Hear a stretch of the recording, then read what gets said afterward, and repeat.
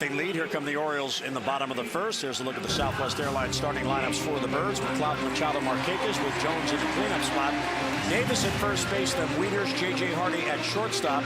300 batting average in the month of May. 7 home runs, 17 RBIs. Ryan Flaherty back with the team bats eighth. Steve Pearce will DH him that ninth. A scouting report on Jordan Zimmerman. 3 or less, has allowed 3 runs or less in 15 consecutive starts. So longest streak in the big leagues, 3 or more. Nats are 23-4 when they score 3 runs or more in 3 fingers. Slider is going to be the key tonight for Jordan Zimmerman. His out pitch down and into lefties. 9 hitters, a DH.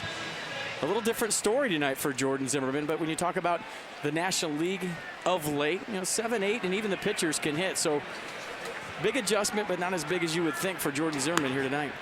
Fastball to Nate McLeod is up and away, and it's 1-0. Nate at 290, 4 home runs and 11 RBIs. Zimmerman works quickly and a bouncer towards second base. There's Espinosa back in there. And a 2-pitch out, 1 away as Nate McLeod bounces out. Let's set the defense for the Nationals tonight behind Jordan Zimmerman. Moore, Span, Bernadine in the outfield. Desmond Zimmerman on the left side. Espinosa, LaRoche on the right side. And Kurt Suzuki doing the catching. You watch Kurt Suzuki, Jordan Zimmerman together. Very rarely does Jordan Zimmerman shake off Suzuki. They almost think along the same lines. Think about the pitch even before the fingers are put down. Same page. Here's Manny Machado. Hard to find something Manny is not doing well, and he'll take a fastball for a strike. By the way, Jim, great interview for the pregame show with Machado and Harper. That was some good stuff. Well, I appreciate it. That was a lot of fun, and they were great. They enjoyed doing it. They enjoyed being together, and learned a lot. I had no idea they were on an amateur team representing the United States, and they were roommates on that team. And Kevin Gausman was also on that team. Here's the 1-1 to Manny. Too tight. And he backs out of the way, and it's 2-1. Man, watching that interview today, the only thing that crossed my mind is I want to see that 10 years from now. Exactly. and it's too bad Bryce is hurt, because the Oriole fans certainly would have wanted to see him play.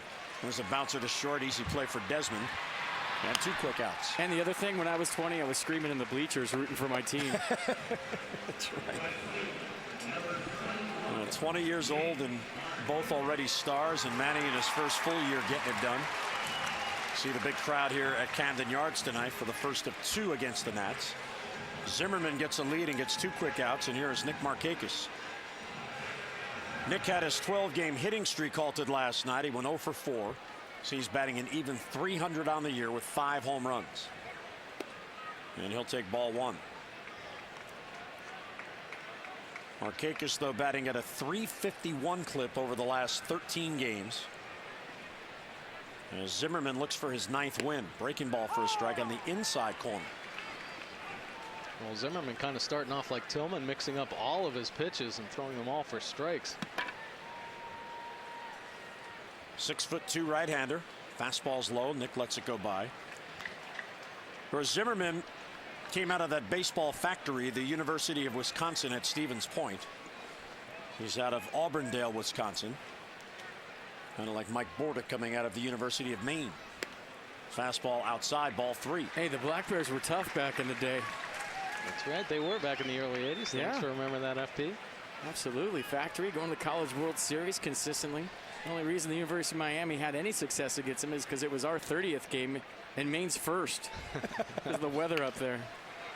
Saw it off towards the left side. Zimmerman cuts in front, and that sidearm toss gets it across. And Jordan Zimmerman has a 3-up, 3-down inning on 3 ground balls. Through 1 at Orioles Park, 1-0 Nats.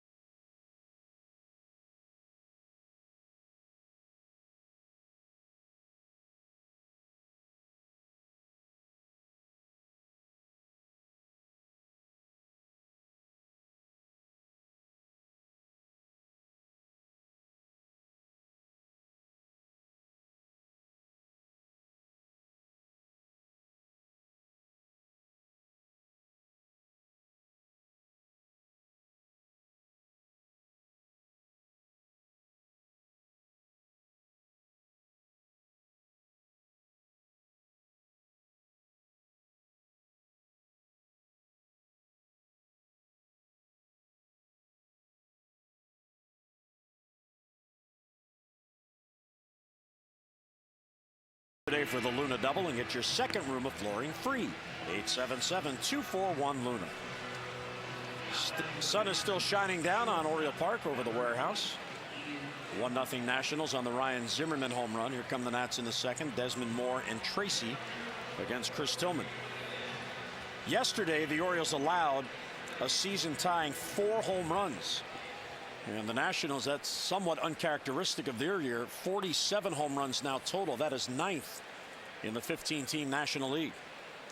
Yeah, FP, I thought Dave Johnson was going to shave off his little beard he's grown once the Nats offense started picking up. Well, he's got it on today. He's got the goatee in full force. Still pretty bright. No just for managers on it yet. Tillman to Desmond, and there's a strike. Chris has been ahead of 4 of the first 5 batters. He couldn't put away Zimmerman, and Zimmerman made him pay. Outside, a ball and a strike.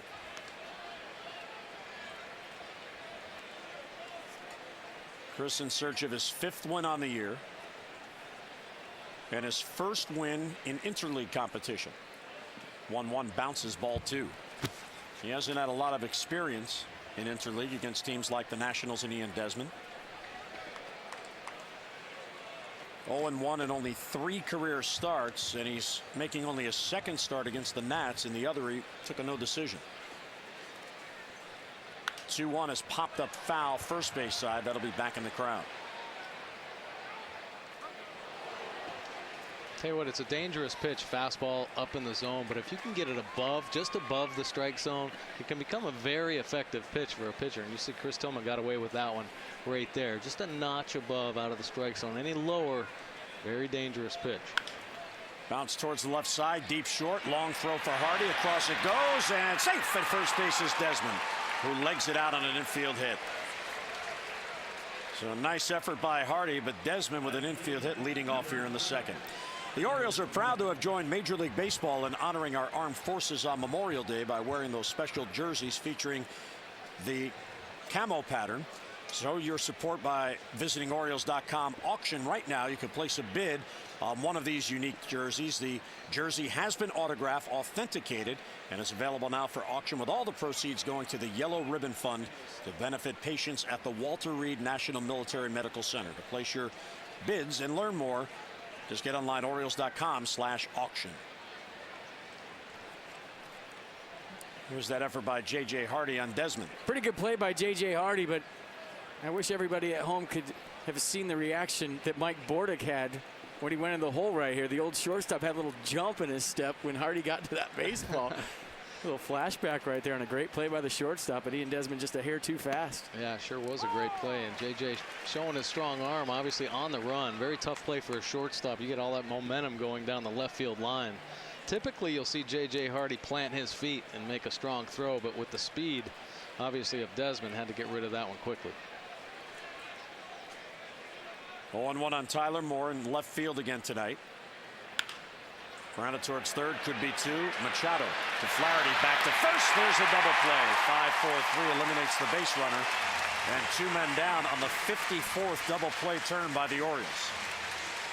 I'll tell you what, well, Manny Machado with a nice feed, but Ryan Flaherty, another great turn by him as he stays in on the bag. Desmond really bearing down here. Good look, and he indeed gets Flaherty, clips him, but Ryan able to get over that front side and make that strong throw onto Chris Davis. Nice turn. Here's Chad Tracy, and here's the advantage the National League teams have in the interleague going on the road. Davey Johnson gets to add another hitter. Yeah, thinking back to playing against you, Mike, I feel like you were a guy that when you went in the hole, it was more about getting rid of it quick, getting the ball in the air versus planting, standing up, and throwing. Yeah, well, I didn't have even close to the arm that J.J. Hardy has, so it was all about a quick release. Check swing at a breaking ball, and it's 2-0. There's not much difference lefty versus righty with Tillman. Lefty's 261, righty's 256. Popped off, and that's over the dugout. Well, make sure you never miss a defining moment of the action. You can sign up now for Orioles alerts delivered direct from Masson to your mobile phone. Just text Orioles to 29292. 2-1 pitch is hit to right field. It hangs for Markakis. Nick in on it, makes the sliding catch. What a play by Nick Markakis. That ball got down quicker than it looked, and Markakis, knowing this ballpark, gets to it, the sliding grab for the final out. So a base hit and none left. Markakis, tremendous play to end the Nationals' second.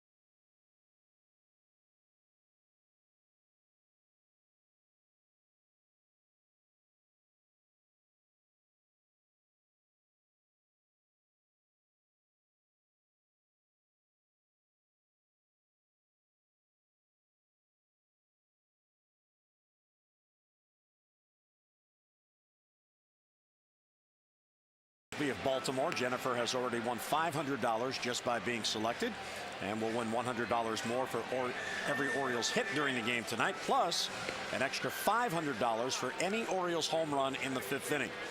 For your chance to be the Maryland Lottery Hit It Big contestant of the game, play 5-card cash and go to mdlottery.com/Orioles to enter today. Jordan Zimmerman, 3 outs on ground balls to begin the game. He'll go to work here in the second, protecting that 1-0 lead. Adam Jones will lead off.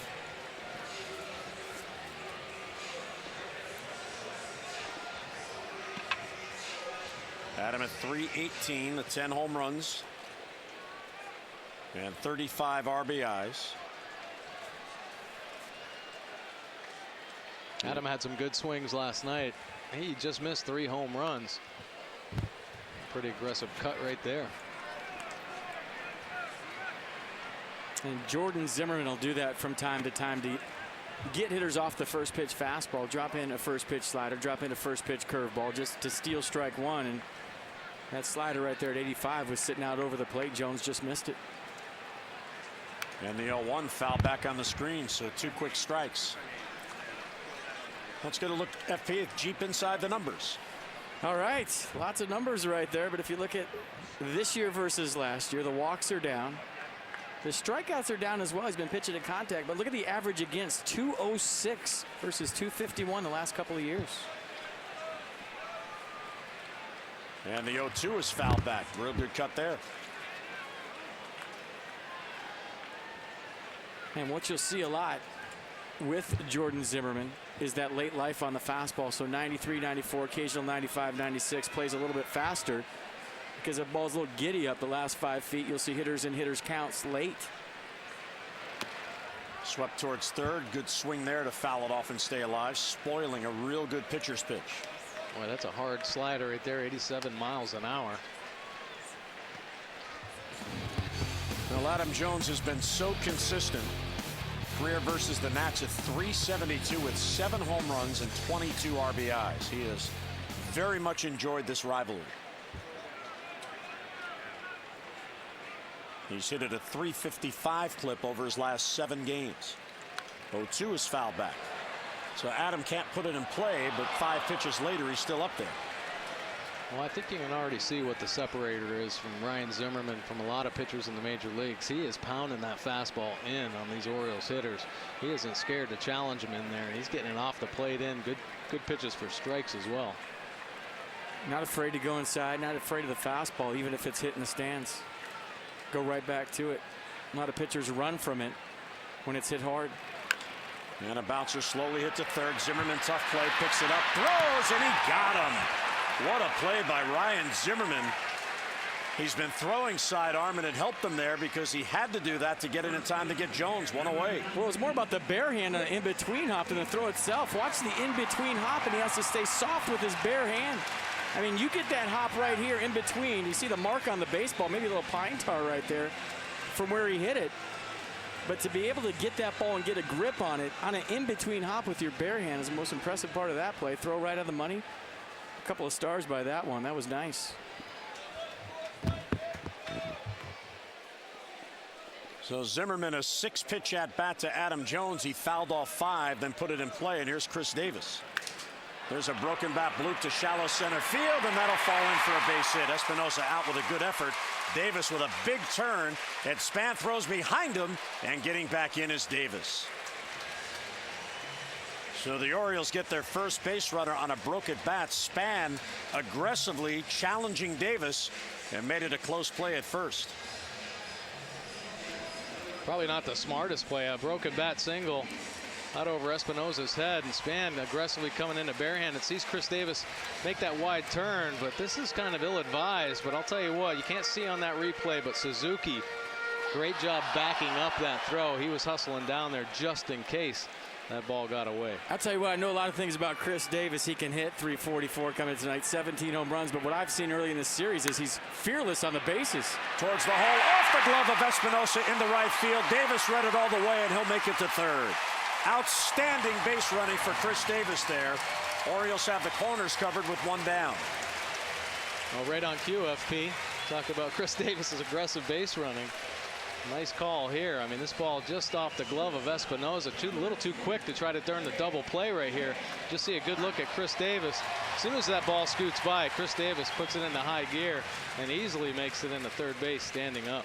And Mike, you would know this better than anybody. Sometimes as a middle infielder, when you're really good, you try to make a double play that might not be there. Espinosa going for the slide, and you could tell he was going to pivot inside, try to give that to Ian Desmond, where, you know, maybe hindsight being 20/20, easy to say up here, the out was at first base. Yeah, first thing you have to do is control that baseball. Catch the ball first, and then if your body takes you in a different position, he might have been able to get the lead out at second base, but a little too quick on that play. And it goes as a base hit off the glove for Wieters, so back-to-back hits after 4 in a row retired. Wieters now has a 4-game hitting streak, and ball 1 to J.J. Hardy. Inside, that gets away from Suzuki. Wieters a late start at first and thought better of it and stayed put. So 2-0 on J.J. Hardy. Time for our AT&T Mobility Trivia Fact. Chris Davis and J.J. Hardy both homered last night. Gave the Orioles their 20th multi-home run game of the year, second most in the American League, trailing the Blue Jays by 1. The Orioles have 10 games with 2 home runs, 9 games with 3 home runs, and they have won 4 home run game. And J.J. Hardy, the player of the game last night, in a 9-3 loss. 2-0 pitch, breaking ball for a strike, and it's 2-1.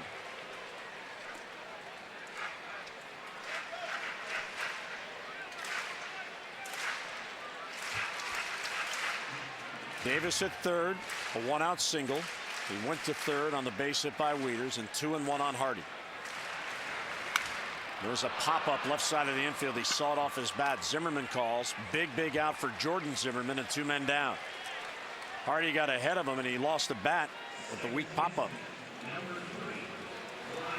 Well, that Kurt Suzuki ball that he mishandled might have been a little foreshadowing on the movement on the 2-seam fastball from Jordan Zimmerman tonight. Had trouble handling that sinker, and the one to J.J. Hardy right there in the wood shop. Nice pitch, big out.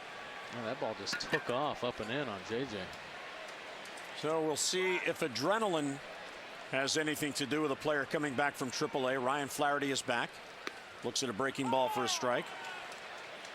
Ryan last appeared in a game with the Orioles on May 18th. He was sent down the following day to AAA, as Buck Showalter reminded everybody today to go down for 10 days, get some consistent at-bats, and work his way back, and he's done exactly that. 0-1 is ripped down the line. Foul ball! That's a base hit towards the corner. Chris Davis will score. Flaherty going for second. Wieters being held by Bobby Dickerson. It's an RBI double for Ryan Flaherty. We're tied at 1. And a huge 2-out base hit. Welcome back, Ryan. Great swing by Ryan Flaherty there on a fastball up in the zone. Firm fastball as well, but very quick bat speed up and in to be able to get to that pitch. He just hammers it down the right field line. Matt Wieters easily getting on into third base. Tell you what, though, you may look at that and think about that one pass ball or potential pass ball. Matt Wieters could have potentially been on second base, and 2 runs may have scored for Ryan Flaherty. So a huge 2-out base hit.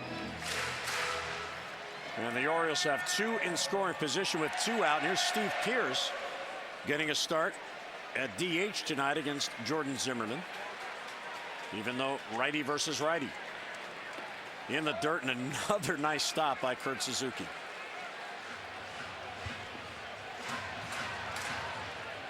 Steve Pearce 1 for 9 on the road trip, which ended last night in our nation's capital. Wieters at third, Flaherty at second. We're back even at 1. Pearce looking for a big 2-out base hit to give the Orioles the lead. 1-0 breaking ball bends in there. Pearce frozen on that.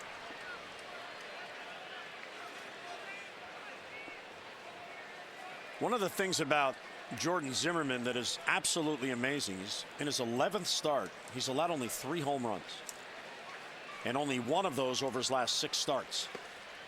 Good take there by Pearce, and it's 2-1. The 1 home run in the last 6 starts, Yonder Alonso, a solo home run on May 18th. That's it. 1 in 6 games. It's incredible. I'll tell you what, I mean, just watching him here in the early going of this ball game, there's no pattern to his pitching. He's mixing everything up in every count.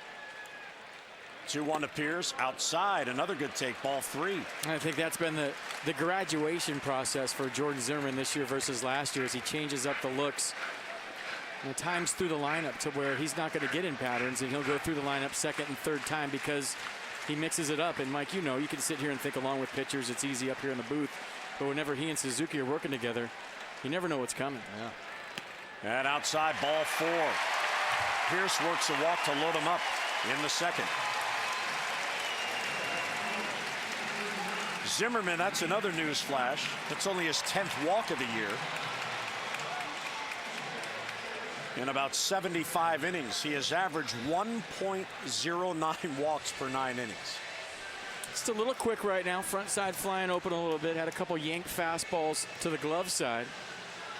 And he works real fast. And a lot of times as a pitcher, when you work fast, you can work too fast to where we've seen him at times step back from the mound, take his hat off, rub up the baseball, take a deep breath, and slow the game down himself. And I think with a little help from his first baseman and his shortstop, exactly what he's doing right here. So now it's Nate McLouth's chance to get a hit to get the Orioles the lead. 7th batter in this inning. Bases full of birds and 2 down. Line drive towards the gap, right center field over Bernardino, makes the catch, and that ends the inning. McLouth was right on that little ice cream cone at the end. Orioles get a run, strand 3. We'll head to the 3rd, tied at 1.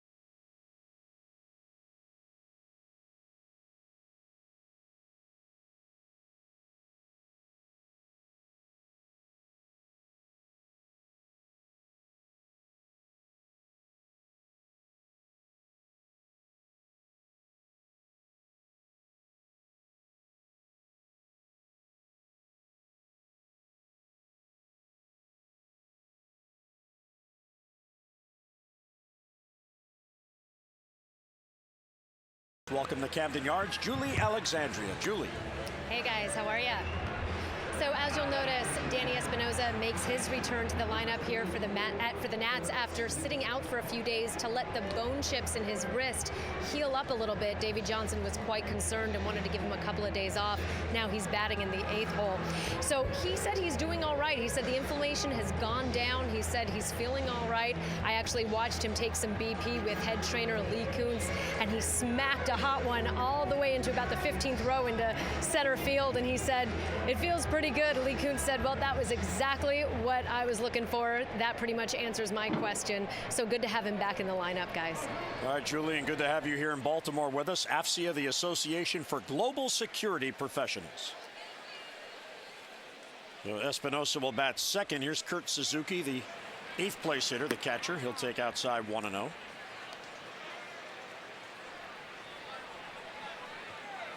Suzuki at 256 with a couple of home runs, 10 RBIs. He's been coming on. He's hitting 14 of 16. Pops it up right side, foul ground. Wieters over, hoping for a play. It curves back to him, and the catcher has it for the out.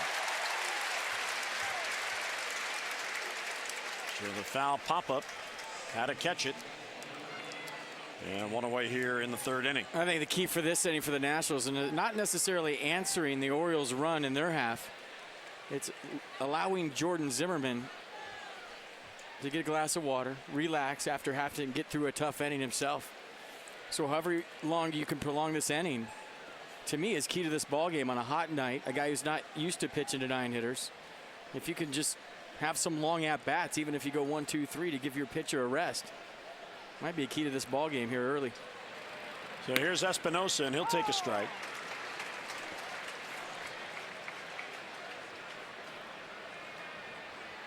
The amazing thing about that inning for Zimmerman is he faced 7 batters.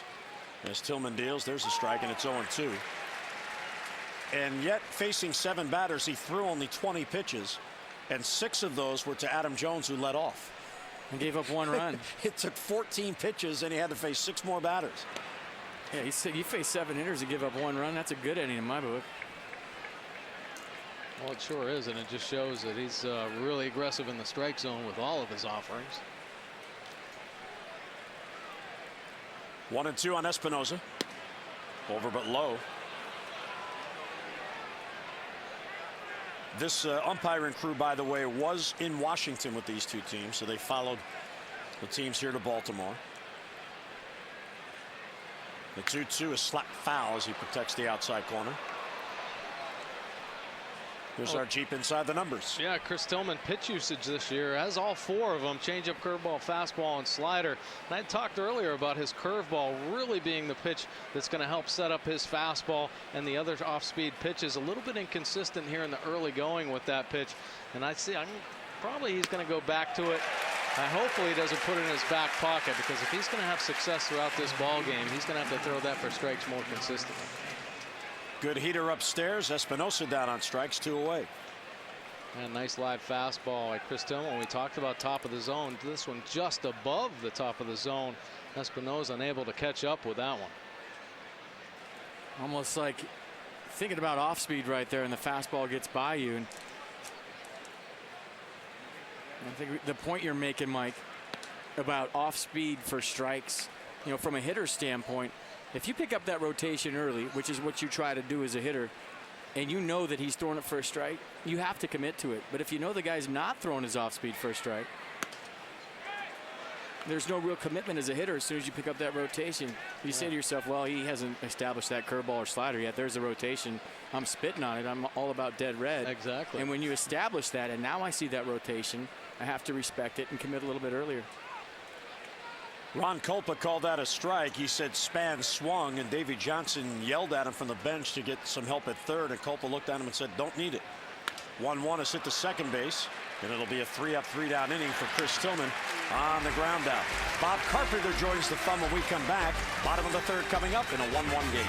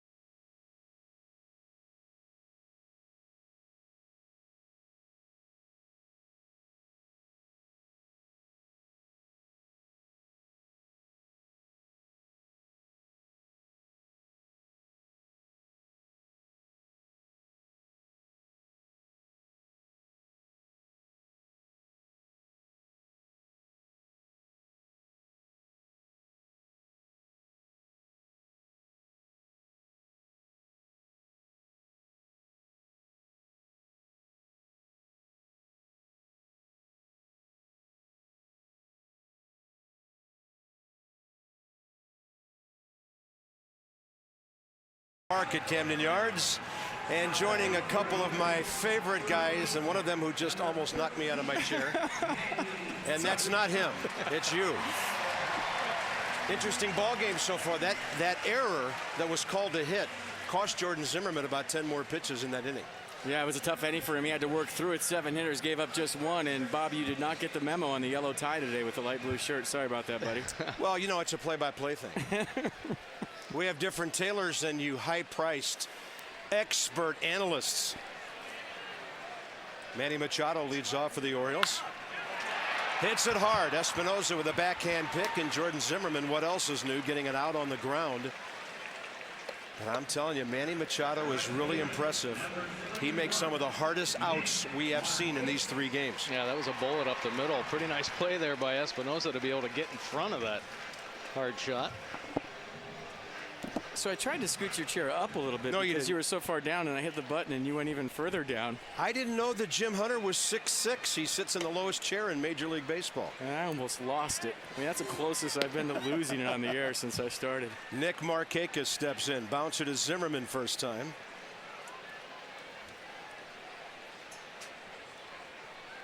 So 5 ground ball outs for Jordan Zimmerman in the early going. Takes a little bit off that one, 86, and he drops it to the outside corner.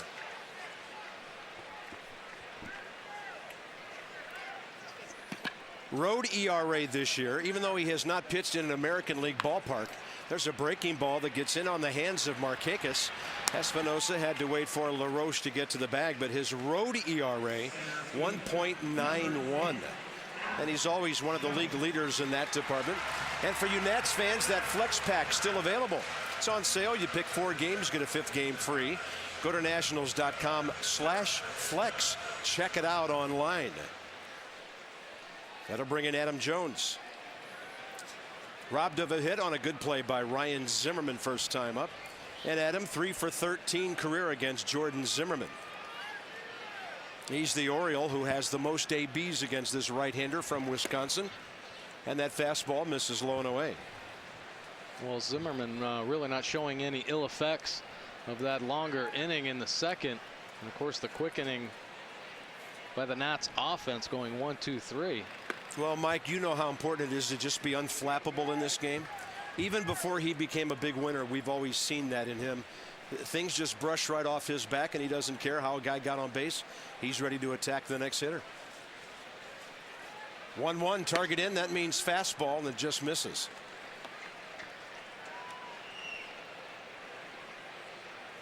Adam Jones 2 for 10 with an RBI in these 3 games of the 2 separate series so far. That one really came whistling and running inside ball 3.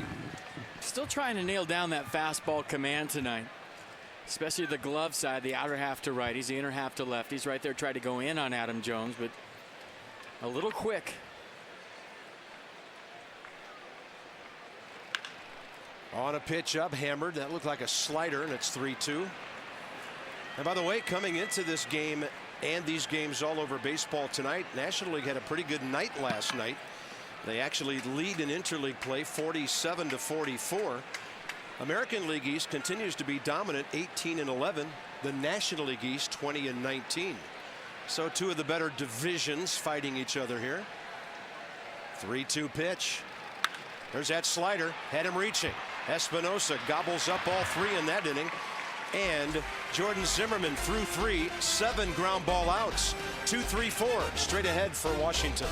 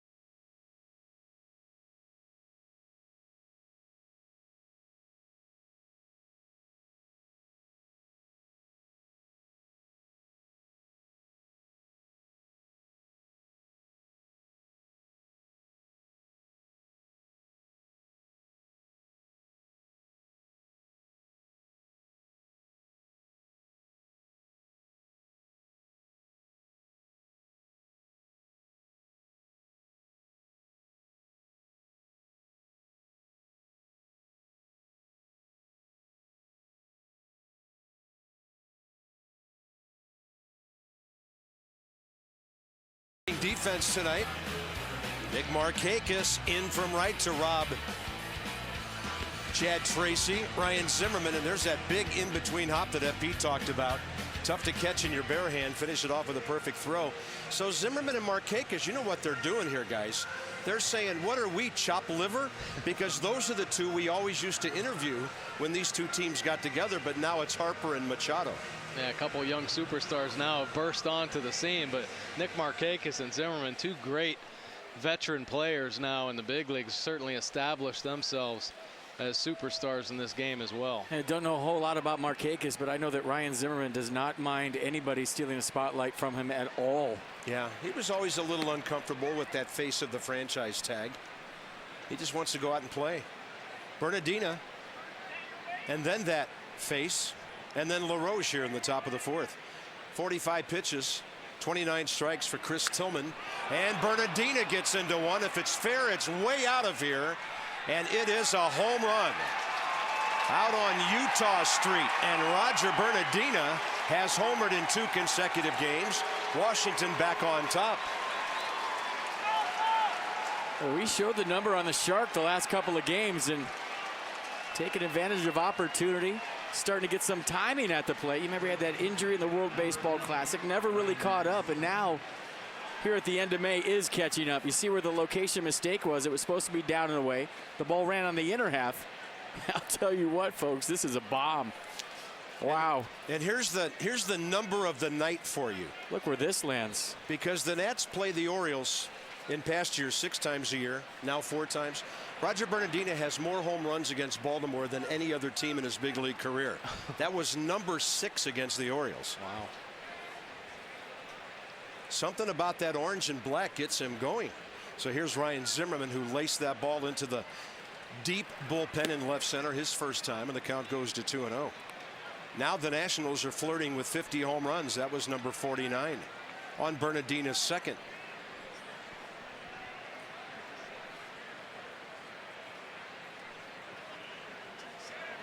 Fastball up, couldn't get to it. Chris Tillman recognizing the damage that can be done on a low fastball to Zimmerman. Goes upstairs on that 2-0 offering. And as you made the point earlier, Mike, most of the homers he gives up solos. Jordan Zimmerman would be in that category as well, but he just doesn't give up many. 6 home runs in the last 11+ offensive innings for the Nationals. Yeah, somebody flipped on the switch. 3-1 on a pitch up, and Zimmerman hammers it to center field. Adam Jones watching it, and Ryan Zimmerman goes back to back. And his second of the night. So the Nats make it to 50 in a hurry. 7 home runs in the last 11+ offensive innings for the Nationals.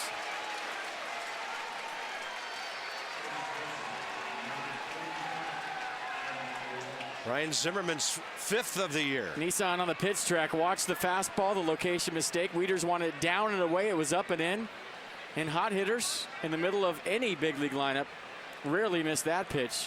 And you talk about the height of that home run, that's as high as I've seen all year. Hit that ball straight up the elevator shaft. It just carried straight away center field. And a 2 home run night for Ryan Zimmerman and counting. Yeah, just over 400 where that ball went out. Here's Adam LaRoche, who flied to center first time. So the Nationals go back to back on consecutive nights. More Bernardina, 4th inning last night. 4th inning tonight, Bernardina Zimmerman. Well, FP, you had talked about if he can't throw the off-speed pitches for strikes, they're just sitting dead red right now, and they are on it. They're timing it the right way with the back-to-back home runs. And once again, Chris Tillman trying to throw that breaking ball for a strike and just out of the zone. Well, I know there's a lot of people in the third base dugout that are hoping that this team becomes fastball hunters, meaning when you get a fastball, get on it, get off a good swing. And they've been working on that the last couple, 2-3 games, and you can see the results, 7 home runs. It's a fastball that just misses inside. And LaRoche, who has walked 21 times this year, fills the count 3-2. Orioles have given up 69 home runs this year while hitting 71. And quite a couple of takes by Adam LaRoche. He's aboard with nobody out. So the Nats have gone deep 3 times tonight. Every time they do it this year, the D.C. area Lexus dealers donate $250 to the Children's National Medical Center. It's for a wonderful cause, and that's from Lexus, the pursuit of perfection.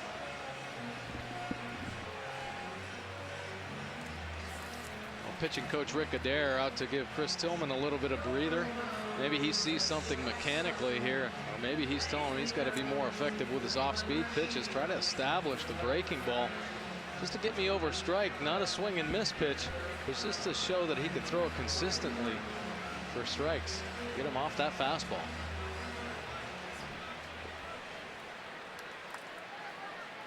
Well, Nats fans have been waiting for offense all year, and it looks like it's on its way, or maybe even here. It's crazy. Roger Bernardina, 25 career home runs, 6 of them against Baltimore. Every ball club seems to have some guy like that who does that to them. Ryan Zimmerman, a couple of home runs tonight. He's up to 155 career. And here's Ian Desmond, who scratched out that hit, sending J.J. Hardy into the hole first time up.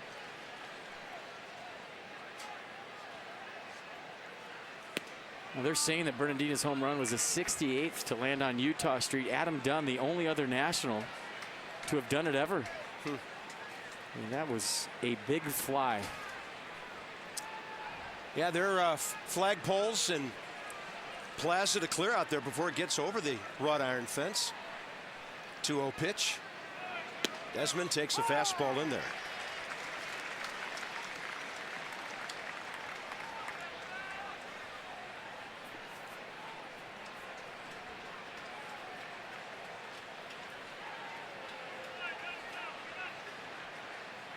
One of the problems Chris Tillman's had this year is elevating his pitch count. You saw 60 pitches to this point. And Desmond off the end of the bat. That had some slider action to it right at the end. Yeah, he's given up 13 now in right around 62 innings this year. And as I mentioned, the Orioles' best home run hitting team in baseball at 71. But now they've given up 69 counting these 3.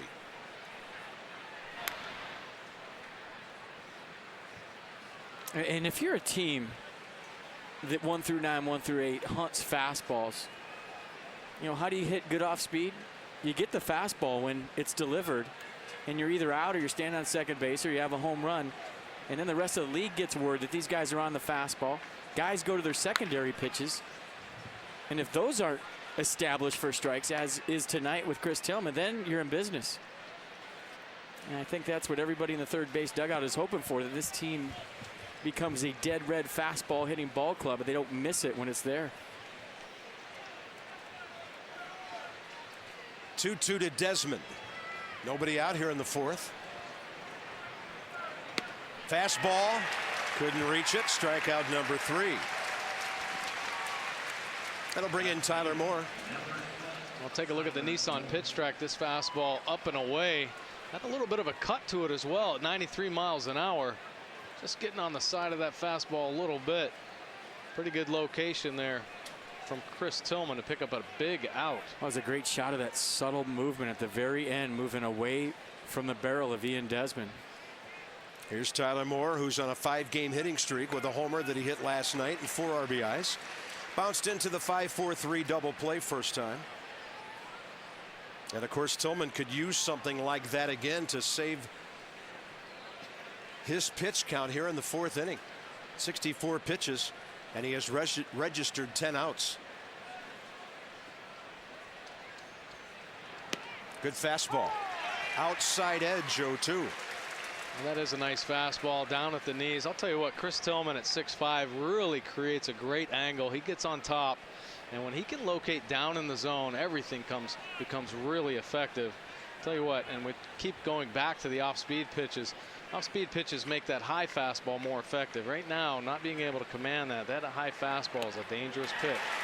He's got that strikeout touch going after walking LaRoche 2 down. We talked about that downhill angle. Here's a great look at it. Really tough to get on this pitch. Great location, down and away. Hits his spot. Weeder's not even having to move the glove. Real good pitch from Chris Tillman. He's settled in after a couple home runs in this inning. Here's Chad Tracy.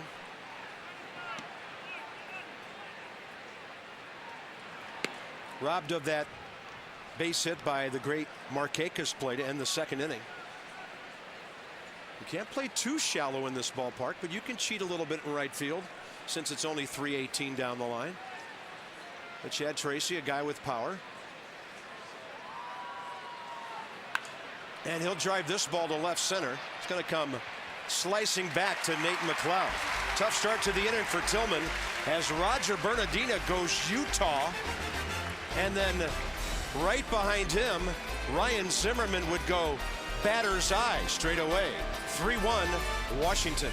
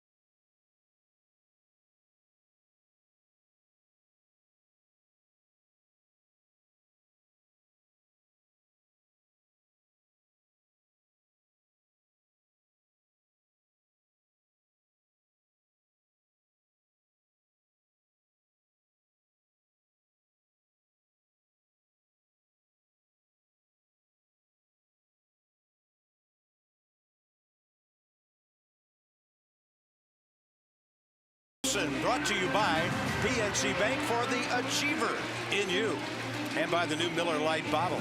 Coming soon to a bar near you. It's not just a good time, it's Miller time. Sun setting on the Inner Harbor. This one going to the bottom of the fourth inning. Nats on top of the O's 3-1 on the strength of 3 solo home runs. Orioles put hits together for their run back in the fourth. So here's our Cox game summary. Visit Cox.com. Learn how Cox Advanced TV Plus provides personal recommendations based on what shows you like to watch. So a story of home runs for the visitors. And in his return to the big leagues, a Ryan Flaherty RBI double for the Orioles. Chris Davis started that second inning rally with 1 out. Second time in this series we've seen his bat get sawed off, and he was strong enough to get a base hit. Zimmerman, high heat, 2-0. Well,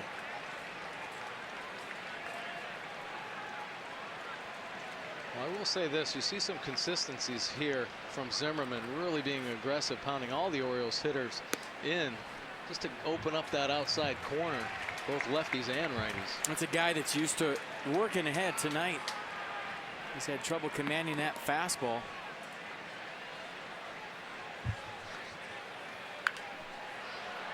And Davis, there you have the league's leading home run guy, number 2 RBI guy on the attack on a 3-0.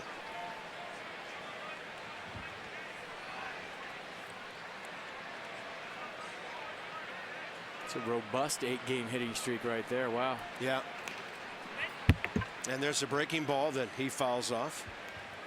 So many categories: doubles, extra base hits, average, on base percentage, homers, RBIs, and the hitting streak now at 8 games, 15 for 27. 1 for 4 career against Zimmerman with that hit back in the second. Threw him a slider, and there it goes. Didn't get out by much, and it's a 3-2 game as the O's go long ball. And that's their 72nd homer, number 18 for Davis.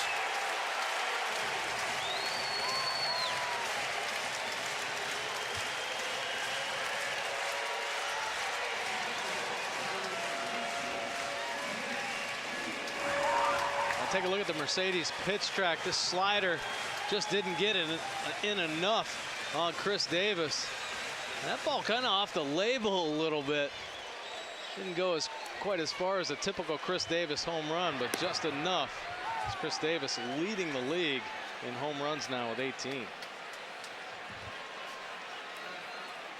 Well, it's your T-shirt night and you go deep. How about that? Yeah, 2 for 2. Change up low. 1 ball, 1 strike. Chevrolet find new roads. League leaders mentioned the 72 now by the Orioles. Toronto plays in a launching pad. Nats will see the Indians in Cleveland on their road trip down the road a little bit here in the next 2 weeks. Easy play for Tyler Moore. Matt Wieters retired. He's 1 for 2. But I mean, is anybody more locked in the league than that man right now?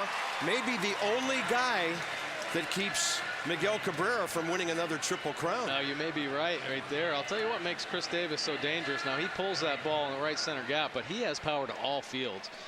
Pitchers try to pitch him a different way. They might try to throw him soft stuff on the outside corner, and he has a great knack staying behind the baseball, and he's driven balls to left field, left center, all over the park. Zimmerman looks like he's going to recover with a couple of quick outs in the air. Espinosa catches that one by Hardy. 2 down. Well, take the season plan experience at Nationals Park to the all-inclusive suite level. For more information about availability and pricing, log on to nationals.com/club3. And you'll get to sit in the kind of sightlines and luxury the broadcasters do. Don't look at me like that. They're not as high as we are at our ballpark. They get a little bit lower. And it's ball 1 now to Ryan Flaherty, whose season got off to a really tough start. 12 hits, his first 102. Almost went 0 for his first 20 on the year. But Buck Showalter talking about getting him back after being in the minor leagues for a week and a half. Is he your best combination of offense and defense at second base? The other guys are kind of one's offense, one's defense, right? Yeah, exactly. But I'll tell you what, Ryan Flaherty brings a great presence out defensively for the Orioles, and we saw that great double play turn he and Manny Machado put together earlier in this ball game. And you know, ultimately, I think Buck Showalter would love Ryan Flaherty to contribute like he did tonight offensively, but he loves defense. You know, there are enough thumpers in this Orioles lineup. Yeah. He wants guys to catch the ball out there behind his pitching staff. So the RBI tonight, a big time bonus. Wicked breaking ball. Suzuki blocks it, finds it, and tags out the hitter. So Chris Davis leads off the 4th and goes deep for the Orioles. What else is new? The ball is flying at Camden Yards tonight.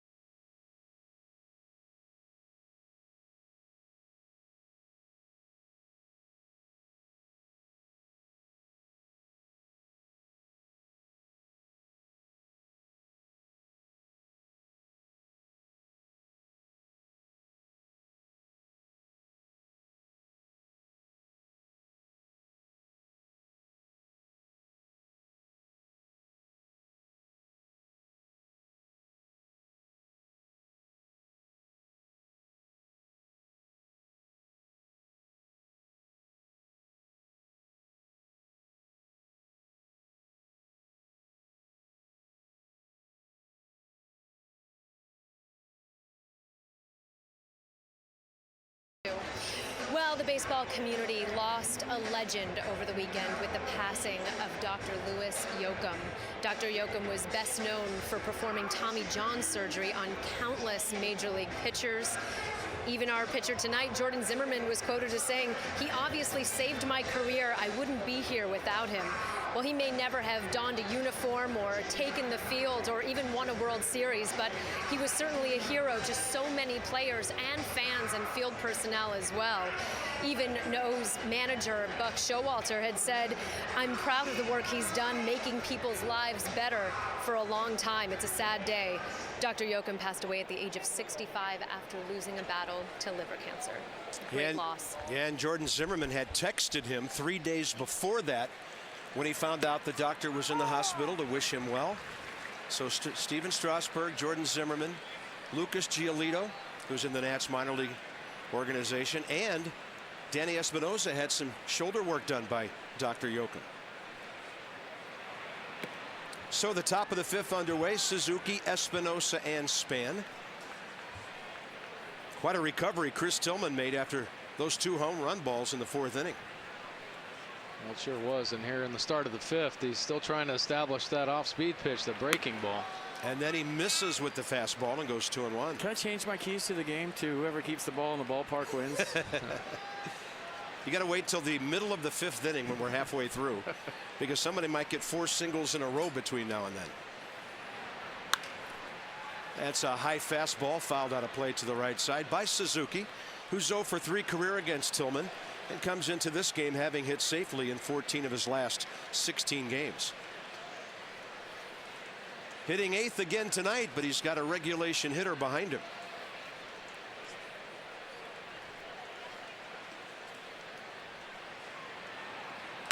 That was a center cut fastball that he hammered to center, and Adam Jones gliding to the ball, making a tough play look relatively easy. It's a beautiful thing to watch. That reminds me of an Oriole who played a long time ago. Paul Blair used to go to balls like that. Oh, exactly. Some great, obviously, outfielders for the Orioles, but great description there and gliding to the ball. Great first step on that line drive. Suzuki really hammered that pitch, but he did glide to it, caught it easily. Number 9 hitter Danny Espinosa in his return to the lineup, struck out swinging first time. Fastball away, and he fouled it.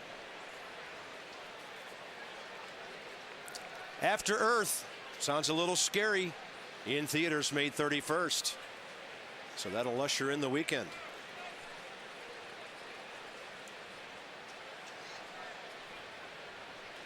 Tonight this game is called After Yard.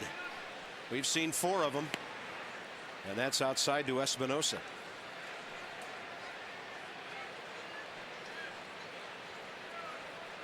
Four in a row now since the walk to LaRoche.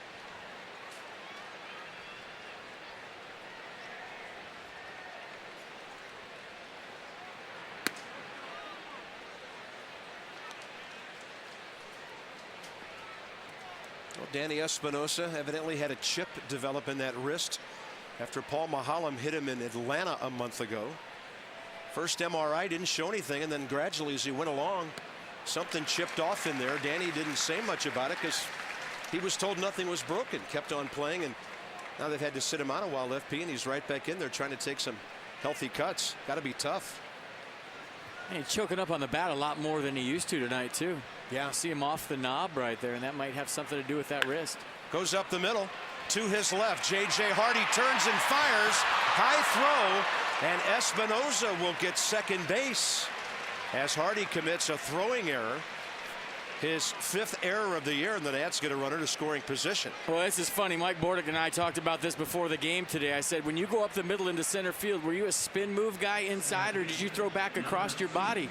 And you told me that you threw across your body because when you do the spin move right here, it's hard to pick up your target. You also told me that you like to throw that ball into the ground because you didn't know where your target was always with your head moving so quick. Right. Well, great range, obviously, from J.J. Hardy, but he catches it deep behind his body. So really the only play is to do that spin move, but you got to get on top of the ball and get it down. J.J. Hardy typically does not make throwing errors. That one just got away from him.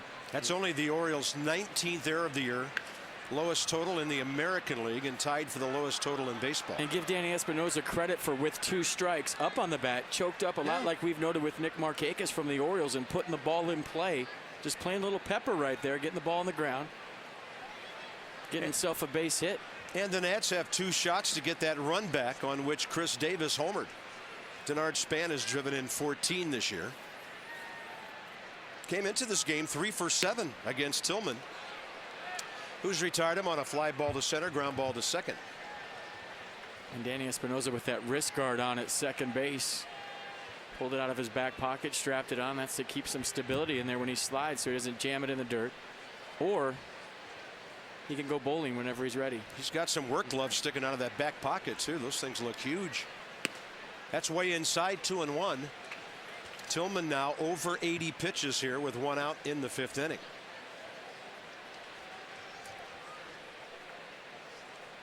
One run tonight has scored on a hit, not a homer. That was by the Orioles. Nats have all 3 of their runs on the long ball. Span trying to do something about that. Fastball rides high.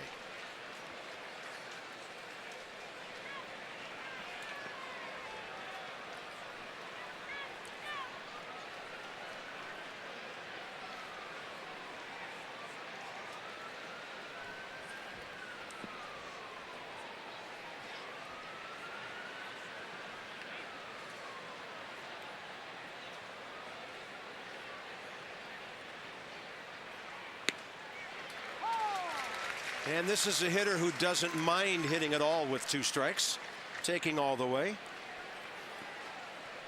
Well, it's a tough situation with the open base. I mean, you want to stay aggressive, obviously, with the runner in scoring position, but you have to have some patience as well. Chris Tillman probably doesn't want to groove another fastball here, wants to make a quality strike pitch. Of course, with Bernardina on deck, and he's been so hot for the Nats here in this series. 3-2. Span with a base hit. It's near the line, so Espinosa scores easily. And as it goes to the wall, Denard Span trades places with Danny Espinosa. Washington on top, 4-2, and Denard Span's 15th RBI. Well, Mercedes-Benz on the pitch track right here. The 3-2 fastball right down the heart. I mean, that's got a lot of plate. Denard Span all over it. And the throwing error by J.J. Hardy leads to an instant run here in the 5th for the Nats. Good at bat by Danny Espinosa. Heads up taking the extra base, and Denard Span in a 3-2 count, which it seems like he's always in. That's a 1-out double. Here's Roger Bernardina, who in these 3 games now is 4 for 10 with 2 homers, 3 RBIs. Nats have been waiting for these so-called extra guys to start generating some offense.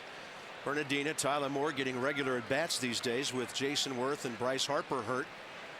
And FP, you noted this over the weekend. As these guys see more live pitching, they'll start collecting some hits. Well, and then when they go back to the bench and they're called upon late in the game, they have some ammunition to go up there with and help the Nationals do something in late innings. They're moving around in the Baltimore bullpen. Nobody throwing yet.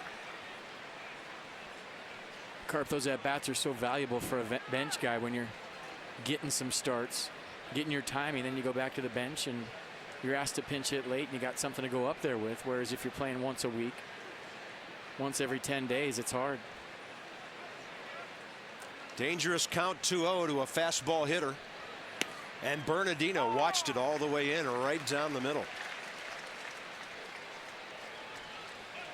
Well, sometimes hitters just outthink themselves. Yeah. You know, I mean, obviously Bernardino swinging the bat really well and launched a Chris Tillman fastball out onto Utah Street. So he's thinking, oh, wait, 2-0 now. It's a hitter's count. There's no way he's going to groove a fastball here. Yeah. And here it comes. He's got a little protection on deck with a guy that's got a couple home runs tonight. And that's the only saving grace right now, because when you hit a ball that far, usually you don't get that 2-0 heater. But when you got double homers on deck, what are you going to do? There's another fastball. Tillman gets the call on the corner from Ron Culpa, and the count's 2-2. Take a look at this fastball from Chris Tillman, really trying to execute his pitches, painting the outside corner. Matt Wieters receiving it beautifully, pulling it back in on that corner to get that call for Tillman, evening up the count 2-2.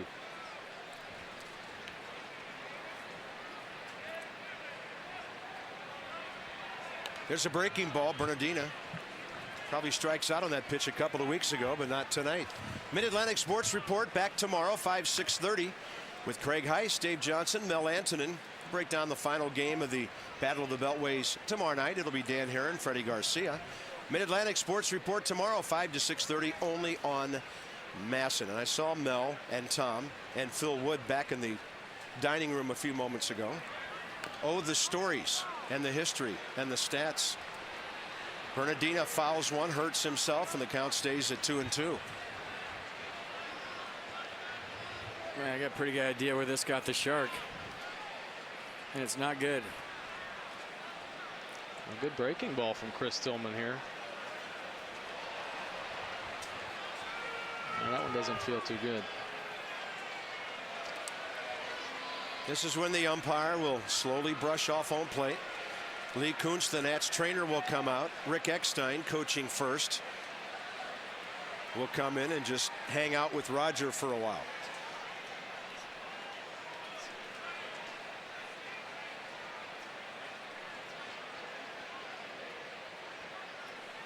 By the way, what's up with the hitting coach coaching first base the last 2 nights in all this offense?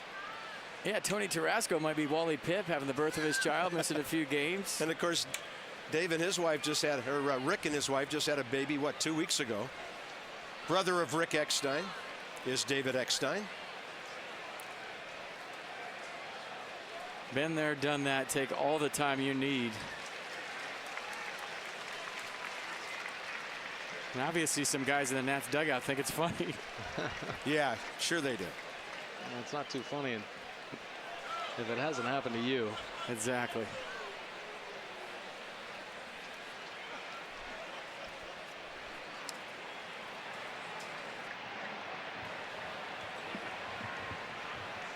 Even the trainer, now that's a little cruel. Come on. Well, you don't know what they're laughing at. 2-2 pitch.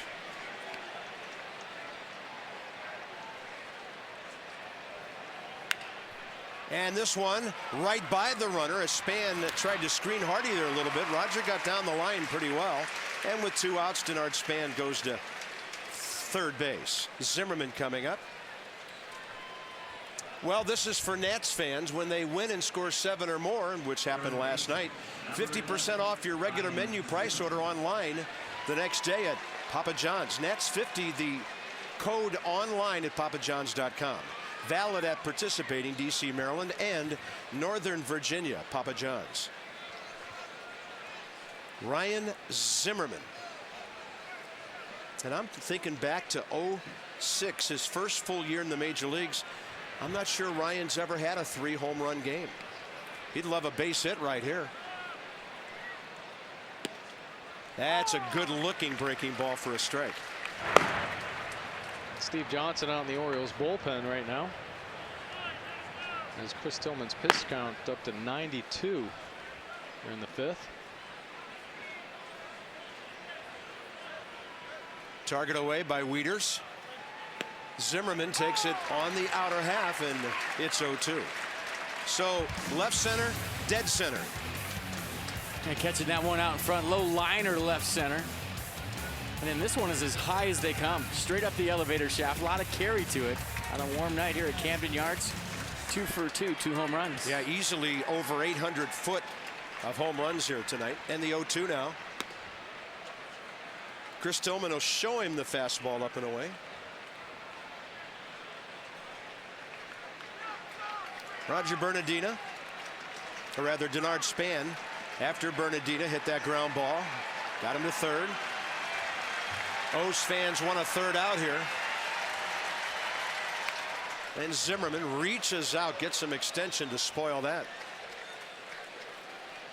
Yeah, really good job of fouling that pitch off. 94-mile-an-hour fastball with a little bit of that late movement in the end, too. Good location from Chris Tillman. Cut fastball has been working for him away to righties. Runner at third, 2 outs.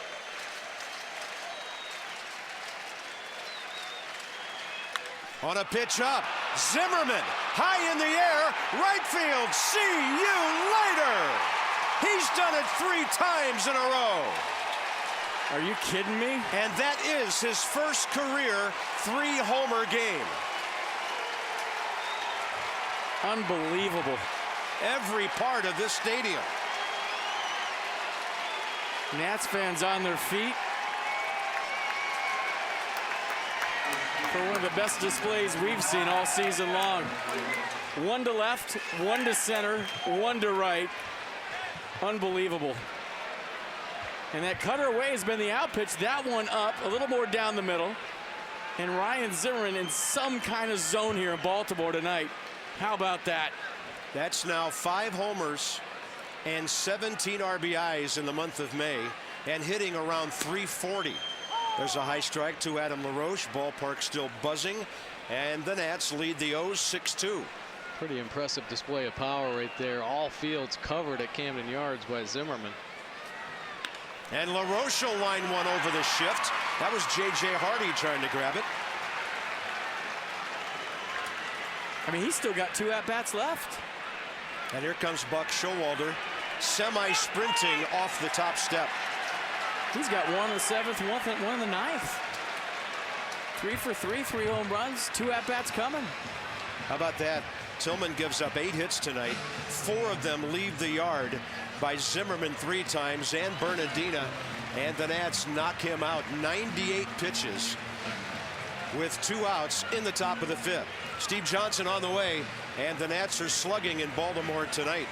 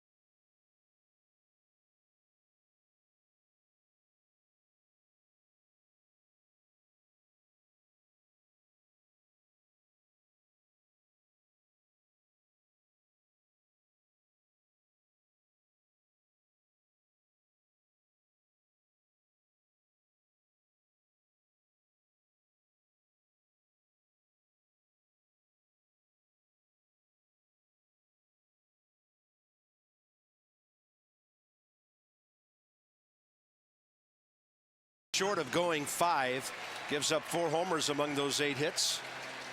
4 strikeouts, a walk, and the Nats hit him hard. He'll be responsible for Adam LaRoche. So that 3.68 ERA, pretty good coming in, is going to take a hit tonight. Oh, it sure is. Really disappointing outing for Chris Tillman. He had a great month of May, but Steve Johnson coming in relief, just recalled and doing a good job. Had a slow start in his last appearance here with the Orioles, but pitching much better and really dominant for the Orioles down the stretch, working as a starter and out of the bullpen. Here coming out of the pen, very consistent and throwing strikes, and another pitcher that really relies on mixing it up, throwing his off-speed pitches to keep hitters off balance. Desmond on a big looping breaking ball, unable to slow down enough to get it. 1 ball, 1 strike. We'll take a look at Steve Johnson's breaking ball, 64 miles an hour. You talk about a change of speeds. Great rotation right there and great location. He and Desmond way out in front of that offering. Somewhere Livan Hernandez is smiling right now. 1-1 pitch. 2-1. Desmond 1 for 2 with an infield hit and a strikeout. First time the Nats have seen in person Steve Johnson, who pitched in 12 games, 4 starts for the O's last year. Even Bryce Harper's impressed. High gas, and Desmond can't reach it.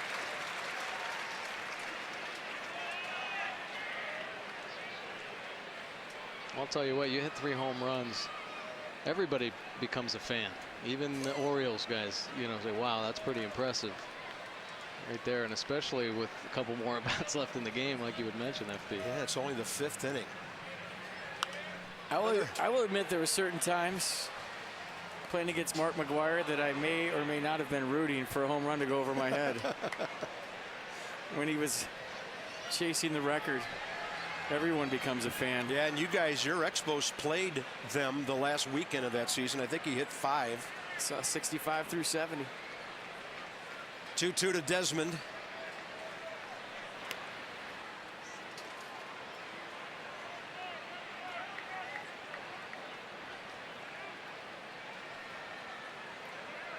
So Adam LaRoche on for the 2nd time tonight, walking a base hit.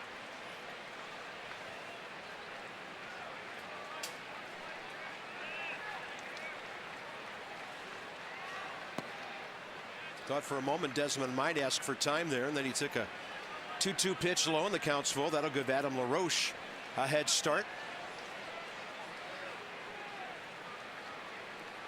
And Chris Davis will move behind him, but stay in the neighborhood at least until the pitch is thrown. Way outside, looked like a 3-2 changeup, and the Nats have 2 men aboard. Second walk issued by the Orioles staff tonight, and that'll bring in Tyler Moore. I'll tell you what, the weather for the first couple months of the season, kind of cool, and, Yeah. and tonight very humid, hot night. You see Steve Johnson continuing to wipe his hand off, so maybe the moisture having something to do with his command. Well, when we stepped out of our cars 3 to 4 o'clock in Washington yesterday, had that same thought that it was a night with that air really muggy and the ball might start flying. Well, Nathan Carnes last night had trouble gripping the baseball. You saw him shaking the sweat off his arm. That became a factor in the 5th inning when he walked a couple of guys. So yeah, ball's carrying. Not the best grip on the baseball for the pitchers. Lots of runs. Tyler Moore got a center cut fastball late for it.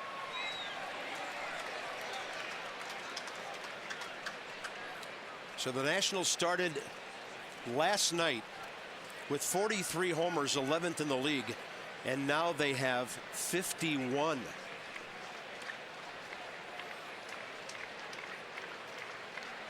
They're not going to reach the Orioles in this series, but the long ball definitely a factor here.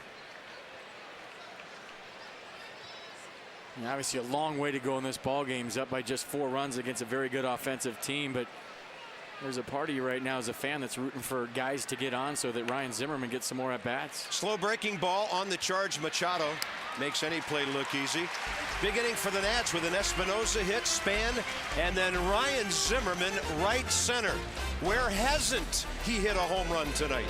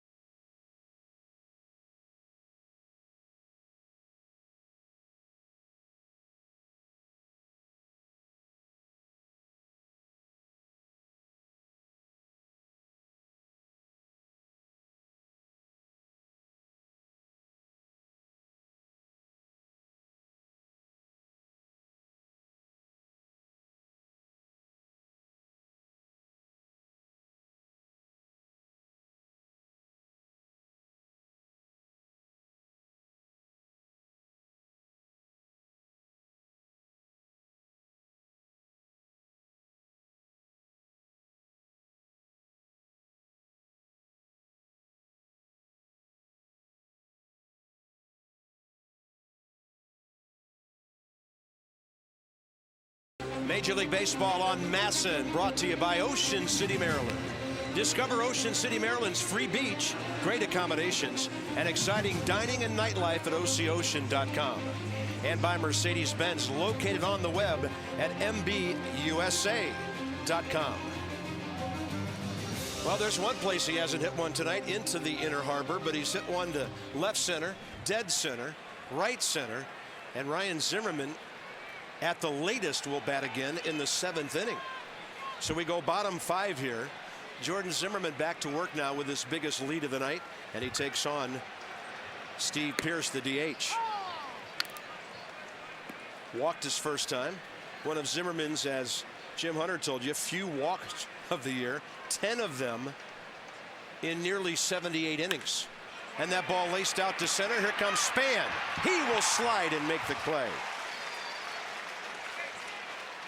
Teams with good offenses and some serious glove. Time for the 5th inning home run bonus. For this inning only, tonight's Maryland Lottery Hit a Big contestant of the game receives $500 for any Orioles home run. Jennifer Osby has already won $900 tonight. And for your chance to be the Maryland Lottery Hit It Big contestant of the game, play 5-card cash. Go to mdlottery.com/Orioles to enter today. Well, with this kind of cushion, kind of expect Zimmerman to really feel confident and comfortable out there and aggressive in the zone. Probably going to pump a few more fastballs. He's a guy that knows what to do with the lead. He's been aggressive even when he's behind in a game, but you give him a couple of run lead and he feels like that's enough. That's all I need. 59 pitches. Yeah, we could see this coming. There's a big breaking ball on the corner. Nate McLouth is gone. Your mission, our commitment. Visit agilitycorp.com.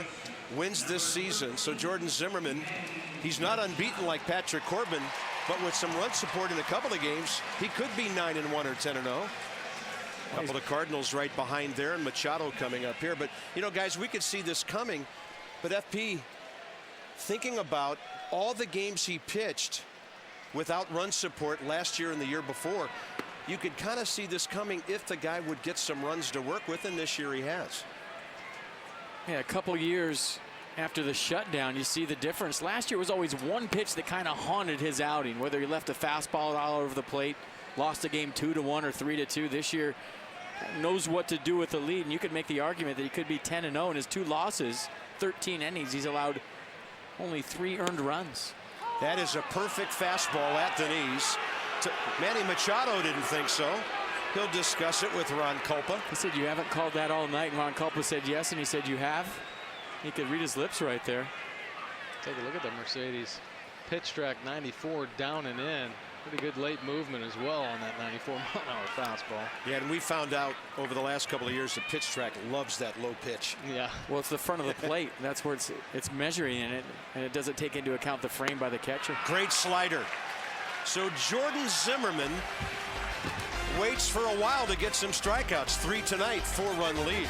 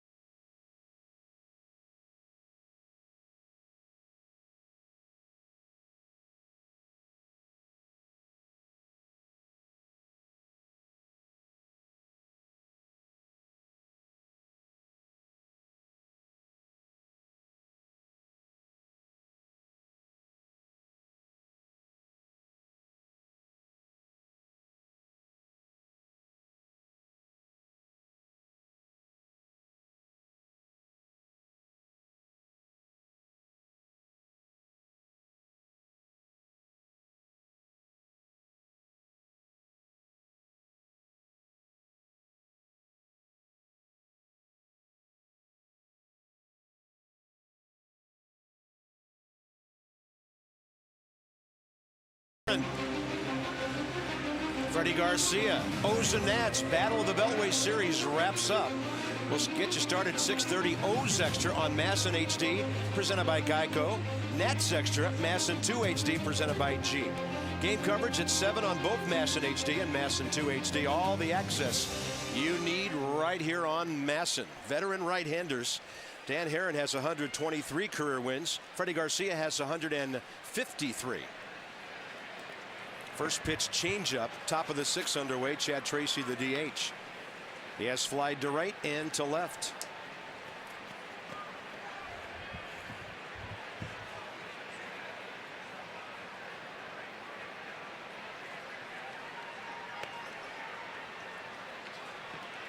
Of course, the Orioles starter tomorrow, Freddie Garcia, great veteran pitcher, but certainly taking note of this Nats offense coming to life in this series. And probably trying to establish a game plan to keep these hitters off balance. Yeah, I was just wondering, in your mind, how does your plan for the following night change while you're watching and charting in the dugout? I'm no rocket scientist, but I would avoid the guy on the right, maybe to start with. Pitch around him. But you know, he's benefiting because LaRoche got hot. And now the guys in front of Ryan Zimmerman will benefit, and Span's on a hitting streak. He's got a 10-gamer going with that RBI double. And Mike, please excuse us. We haven't had much offense to talk about all year, so we're enjoying this. It's been a while, and it's been a wait for the Nats. On a pitch, tailing away, Chad Tracy stays with it. Well, I'll tell you what, I know your division is so tough, but you have great starting pitchers. And if your offense comes to life even a little bit, you're going to have a great opportunity to really push at the end in the tough National League East. Another fastball. 23-4 when they score 3 runs or more, so that tells you a lot about their staff. Just put up a 3 spot, you got a pretty good chance of winning. And by the way, Atlanta's at home with Toronto tonight, trailing 3-0, 5th inning. Nationals will be heading down there to play the Braves after tomorrow night's game. 2-2 pitch. Tracy, overpowered, pops it up to J.J. Hardy. Nats Live free post-game concert series continues. That's on the next homestand, Saturday, June 8th, 4:05 game against the Twins. And Blues Traveler plays after the game. Game tickets start at just $10. Nationals.com/Nats Live. Check it out. You must have a ticket for June 8th to enjoy the music. 8 and 9 coming up now. Suzuki and Espinosa.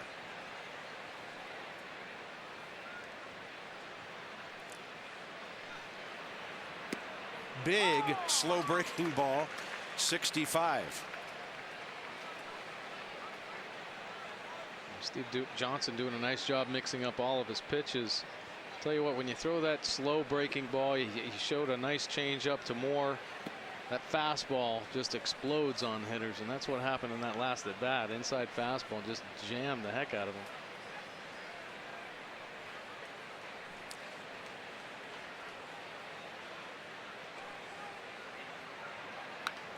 Fastball up, couldn't get over the top of it. And Kurt Suzuki's in the hole, 1-2. Let's keep swinging the bat like this. Davey Johnson is going to look like a 70-year-old Brian Wilson by the end of this season, or maybe a little ZZ Top with that beard. It's going nowhere. Yeah, there was a quote from Moore saying, "I hope he looks like Santa Claus at the end of the year."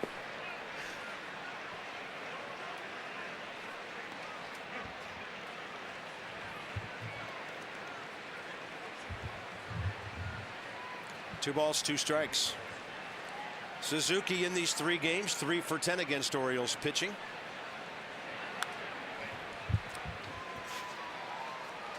He can be a tough out in that number 8 spot, even with a pitcher behind him. Nice crowd tonight. Warm, muggy night, 89 at game time. It was hotter in D.C. this afternoon. When we left there, it was in the mid-90s. Fastball, and Suzuki rides it to right, but Markakis just in front of the track for the 2nd out. That'll bring in Danny Espinosa, who with 1 out last inning after Suzuki had tagged one to center, got that 3-run rally started with an infield hit. It's a great ballpark. I had the opportunity of seeing the 2nd game ever here back in '92. And this really got a whole trend in ballpark started when they built this place, although nobody else has a warehouse. Yeah, this is a beautiful ballpark. So comfortable. Great fans. Always supported their Orioles even through the lean times. They have 14 years of losing. And there's still a great passion for baseball here. And last year, and you guys know, when the Nats obviously winning their division, I mean, just a great buzz of excitement here in this region. Espinosa could not hold. Tom Hallion rang him up. 0-2. One of my favorite ballparks of all times. As a player here, the fans know good baseball when they see it, whether it's the home team or the visiting team. Did he go? Ooh, questionable right there. I was talking about this today earlier. When you step in that batter's box, it almost feels like you're looking downhill at the field. I don't know what it is about this ballpark, but you just feel hitterish no matter if you're 0 for 20 or 10 for 20 coming into this place, because you know you don't have to do a lot. One of the biggest batter's eyes out there you'll see in any ballpark. I'm sure guys seed the ball well here, as opposed to those old white houses up by Memorial Stadium. Palmer used to love that place. Well, the Nats are loving Oriole Park tonight. It's 6-2.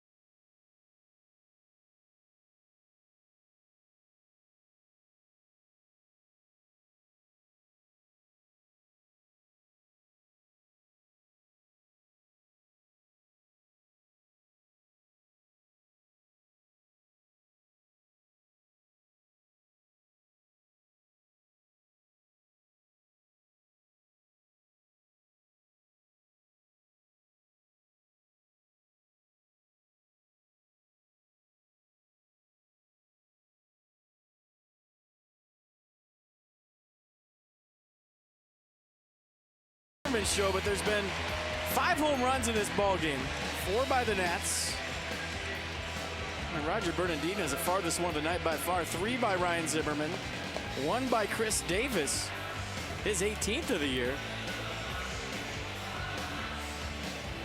And no, folks, this isn't a replay. This is Ryan Zimmerman again, the 3rd time tonight. 3 home runs, hat trick, or as some people are calling it on the internet, nat trick for Ryan Zimmerman.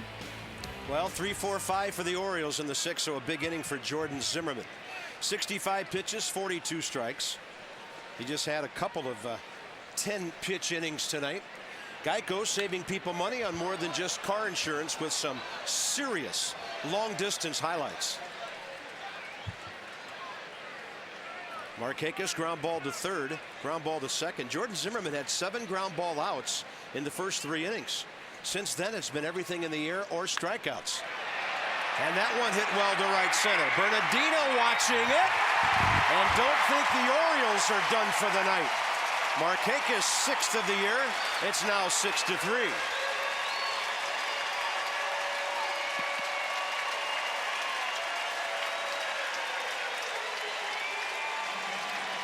Well, Nick Markakis saw what Zimmerman did in that last inning, just pounding the strike zone.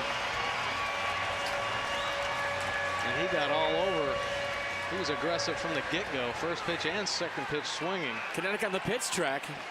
Yeah, Nick Markakis, the high fastball, and he gets on it.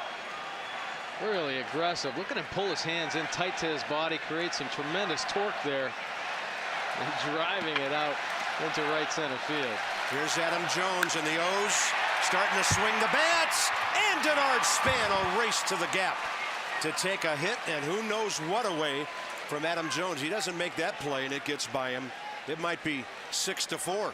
A little spanning right here. It's a verb, folks. Denard Span, if it's in the park, he usually catches it. Some of the best first step quickness you'll see in baseball. Always ready for the ball. Always on top of it.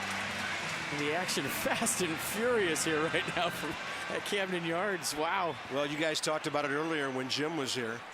The quickness with which things happen while Jordan Zimmerman is pitching.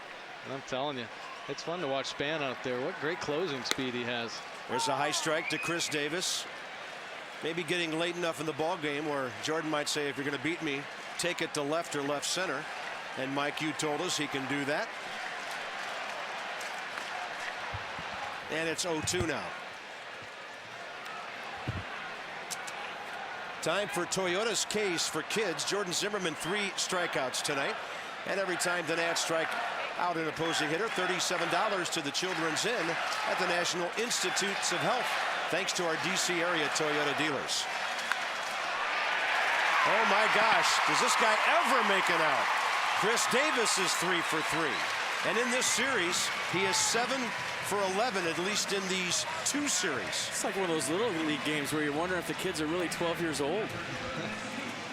Hey, Nats defense moving all over the place. Big shift, and Chris Davis able to beat it once again.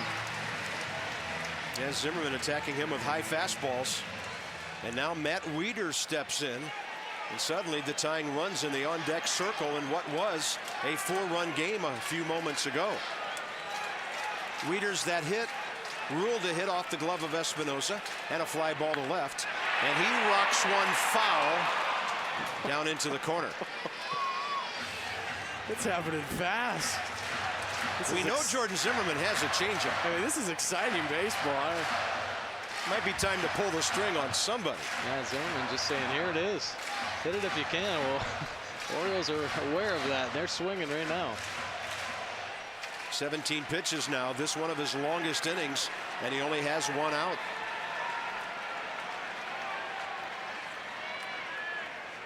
He goes fastball again, overpowers Wieters, and Ryan Zimmerman's under the foul ball. 2 outs.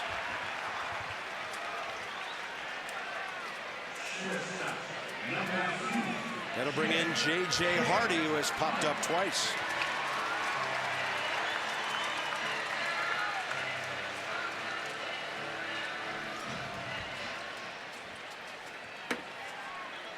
He's pounding the strike zone. 8 strikes in a row. Power hitting shortstop. We saw this guy in the National League for 6 years with Milwaukee. 24 homers in 08. 26 the year before that, so he was capable. Tailed off for a while. He's come back alive here in Baltimore. 52 homers the last 2 years combined. And 10 more this year, 1 in this series. Tough play. Zimmerman scoots and fires. Oh, on a close play at first. Why not the night he's having? Are you kidding me? Zimmerman has made at least 3 good defensive plays, and he's hit 3 home runs. And by the way, he'll hit 3rd in the top of the 7th after another gem by a former Gold Glover. One of the best nights you'll see, lumber and leather, from Ryan Zimmerman.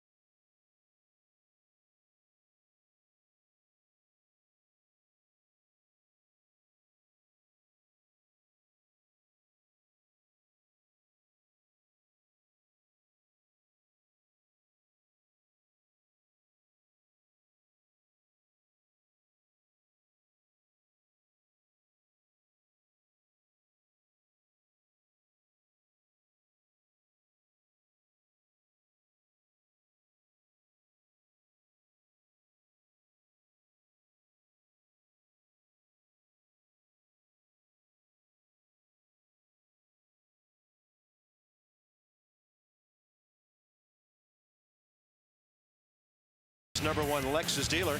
See that why they're #1, LexusofTowson.com. Oppo on the third one. All of those three against Chris Tillman, who gave up 4 tonight. Ryan Zimmerman, the third national in history to have a 3-homer game. Adam Dunn, July of 2010 against San Diego. Alfonso Soriano, April of 06 in his 40-40 season against Atlanta. How about today being World MS Day, too, for Ryan Zimmerman, tying it all together with his mom in the Fight MS night at the ballpark the other night. I mean, this is just storybook, folks. Yeah, his mom, Cheryl, contracted MS when Ryan was 10 years of age. He's raised hundreds of thousands of dollars to fight that disease. So Denard Span leads off. Looked like a cutter. Went inside. 1 ball, 1 strike. Span 1 for 3 with an RBI double, extending his hitting streak to 10 games.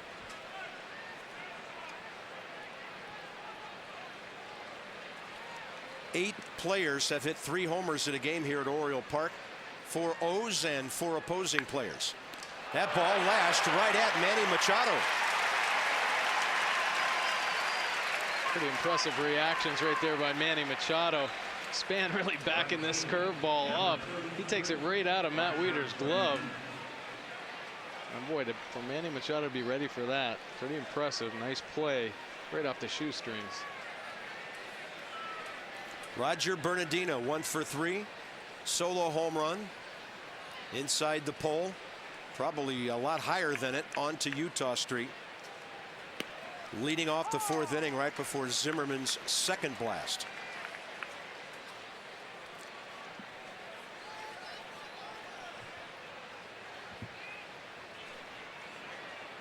There's that big looping breaking ball. So here we go. Bases empty, 2 outs. And let's hear the reaction as they walk up Zimmerman.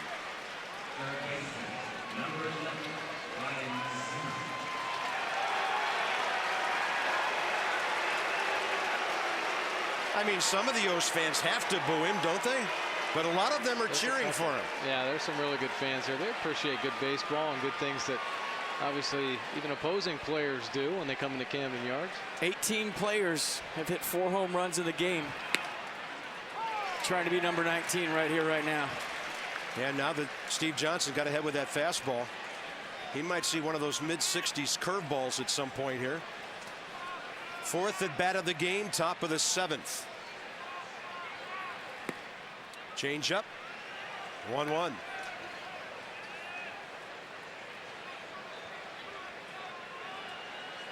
Ryan Zimmerman in this series 7 for 11. 5 RBIs for tonight. And he will hit 1 foul. And that by that series I mean the 2 games in Washington, now tonight in Baltimore. Actually 2 separate series, but the battle of the Beltways. And right now Ryan Zimmerman making a case for player of the week.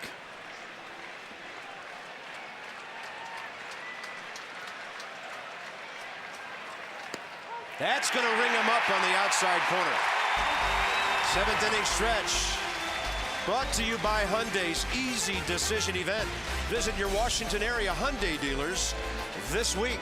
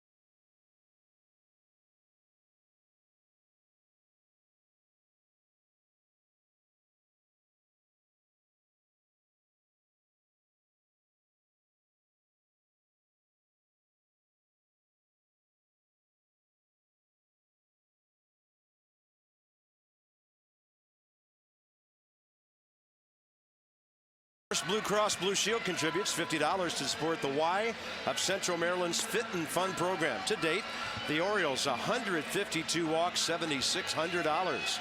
Care First Blue Cross Blue Shield encourages each of us to take that first step towards a healthier and more active lifestyle. Well, Jordan Zimmerman, you can make a lot of money and pitch a lot of innings by giving up solo homers. He's given up 2 tonight. He's at 75 pitches going into the 7th.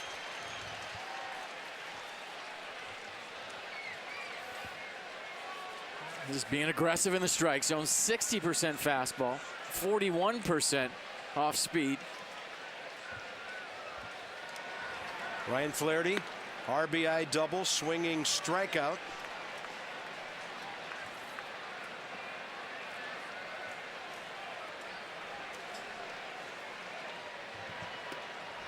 Another breaking ball, 2-0. Flaherty, Pierce, McLouth, bottom 7. Crowd making lots of noise. Trying to win his first ever game here. That's a base hit. Evidently, Ryan Flaherty was ready to be recalled. He's 2 for 3. Tonight's copyrighted telecast, presented by authority of the Orioles and Nationals, and may not be reproduced or retransmitted in any form, and the accounts and descriptions of this game may not be disseminated without the express written consent of the Orioles and Nationals. 6-3, bottom 7, number 9 hitter, the DH, Steve Pierce. He's walked, line to center, been robbed of a hit by Denard Span. Well, one thing that makes this Orioles offense so dangerous is that the guy gets on by way of walk or base hit. Everybody in the lineup has power potential, and if you get into the heart of the order, it becomes really dangerous. This game far from over. Good riding fastball. 1-1. Jordan Zimmerman hasn't gone fewer than 7 innings since April 21st at New York in a 2-0 loss. I think he got pulled out for a pinch hitter. He's only gone fewer than 7 twice this season in his 10 starts. Just missed up and in. 2-1.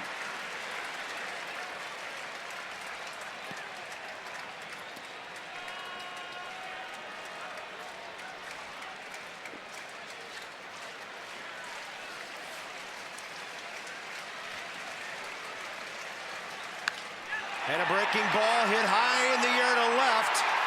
Tyler Moore, and this is a 1-run game.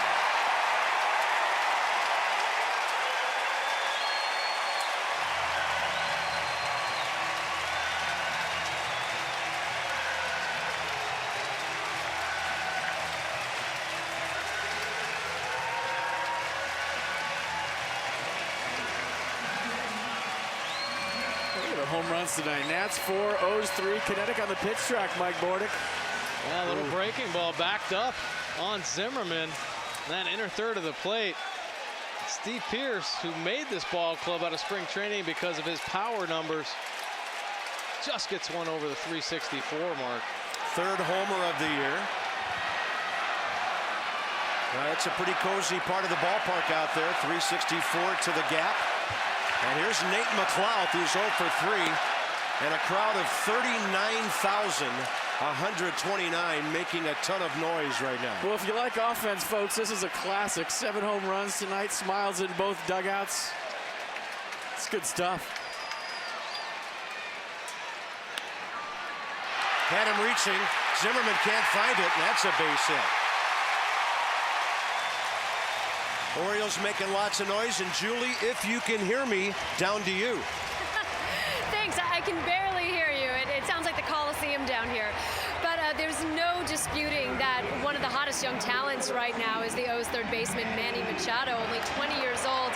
And I was talking to Nats catcher Kurt Suzuki earlier today, and I said, what is it about about this kid? What makes him so great? What did you notice and what impressed you as you sat behind him? And he said, you know, his ability to make adjustments early on.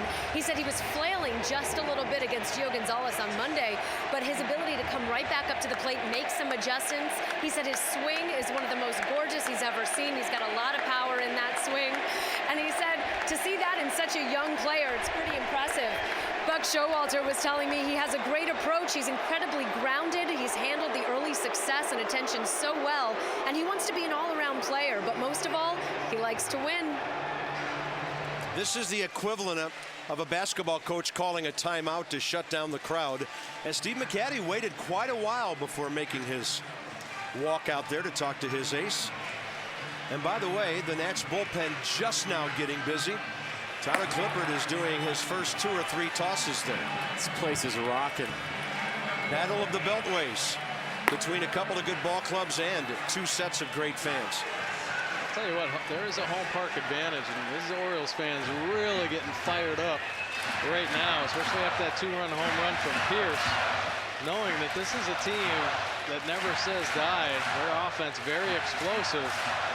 And they're fired to see one of the great superstars, young superstars in the game right now, Manny Machado. Home run total for the season doubled on Jordan Zimmerman tonight.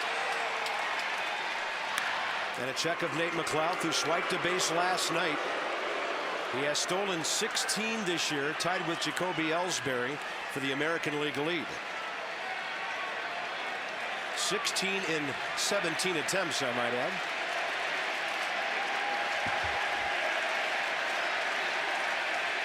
Runner holding, strike 1. Let's take a look at the Jeep inside the numbers on Manny Machado. 76 hits this season. And look at the composure. Uses the whole field. Never tries to do too much. We talk about him staying inside the ball. 31 hits to left, 25 to center, 20 hits to right field. How do you pitch Manny Machado? He has great plate coverage. Well, you can look at his stance, Mike, and tell how difficult it would be to bust him inside and get a. I mean, if you do, you might be way off the plate. He's really open when he starts. Yeah, in some ways, almost inviting pitchers to throw in there. I'd try him in there in a 2-strike count. Just make sure you get it in, maybe off the plate, 2-seam fastball, run it in hard. Going with the curveball away. Better get it down and away. It ended up down and in. Suzuki, one of the best blockers in our league, with a pretty nifty stop there. 1 ball, 2 strikes. Nate McLeod staying home. Orioles, by the way, this year tied for first with the Royals in the American League with 40 steals, and Baltimore's only been caught 8 times as a team. That's an amazing ratio. Well, it really is. When we talk about first base coach Wayne Kirby, I mean, always on the stopwatch. He knows the speed of his team and what players he can send down there. I think every player has a green light until they're stopped by third base coach Bobby Dickerson. But Wayne Kirby on top of the stolen base game, trying to pick up subtle moves that pitchers might have little tells to give their runners just advantages. Split seconds matter. 1-2 count, target in. Fastball in there, and Machado fights it off, jacks it to the wall, and Nate McLeod is coming around to try to tie the game. Safe.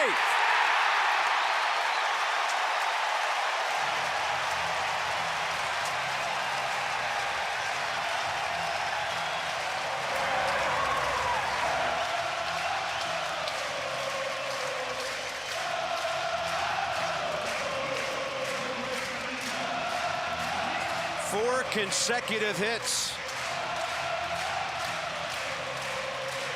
Well, that's pretty special right here. I mean, Zimmerman, best pitcher in the National League, getting ahead, but Manny Machado pulling those hands in tight and driving this ball into the left field gap. Nate McLeod with the great speed. Bobby Dickerson with a tough send here, but challenging the relay. And McLeod in there safely. Nice slide on the back corner of the plate. And for the first time since April 21st, Jordan Zimmerman will not go at least 7.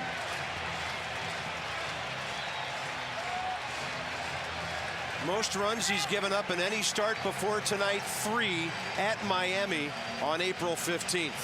Orioles battle back to tie the game. This call to the bullpen packaged by the UPS store. Tyler Clippard on the way for Washington. We love logistics.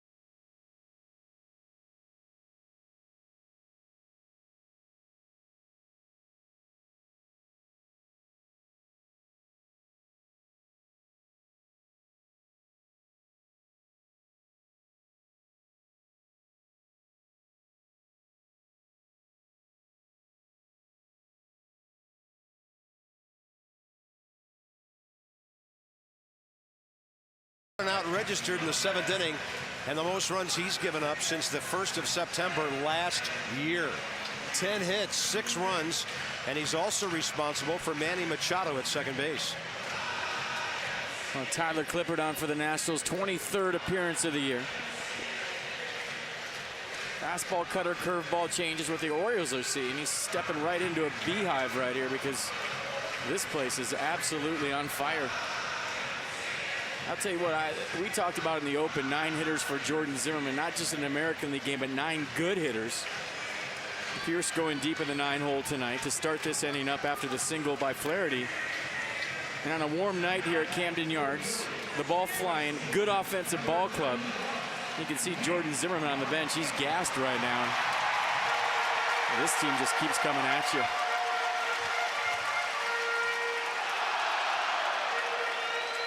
I think that jam in the 2nd inning where he had to go max effort to get out of that bases loaded struggle took a toll on him here in the 7th inning. Tyler Clippard pitched the 8th inning last night, and he flied out Nick Markakis to center field.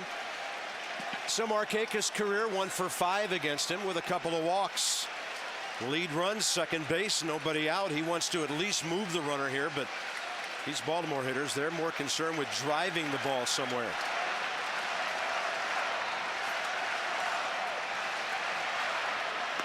Fastball up.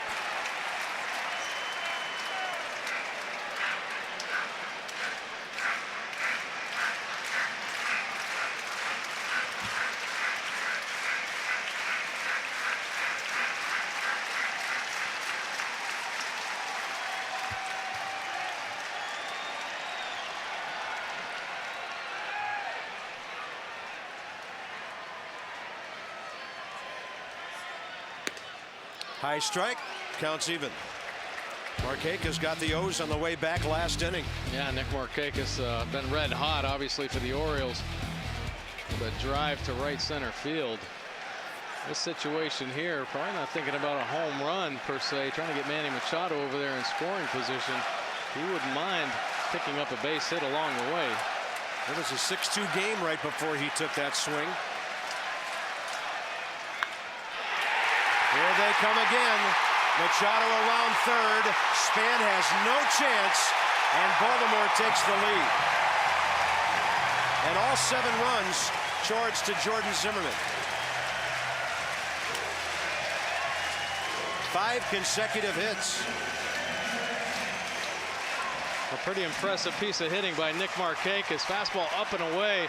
Still able to get it to the left side of the shortstop to drive Manny Machado in. Manny Machado flying around third base, scores easily on that base hit by Nick Markakis. So the books closed on Zimmerman. 6+ innings, 10 hits, 7 runs. Adam Jones flied out against Clippard last night. 2 for 6 career against him.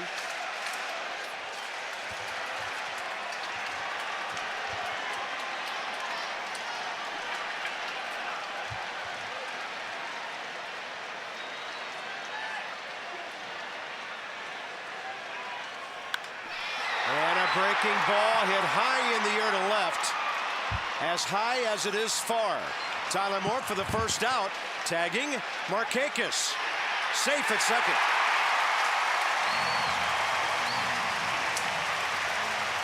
That's some great aggressive base running by Nick Markakis. Wayne Kirby pulls him back.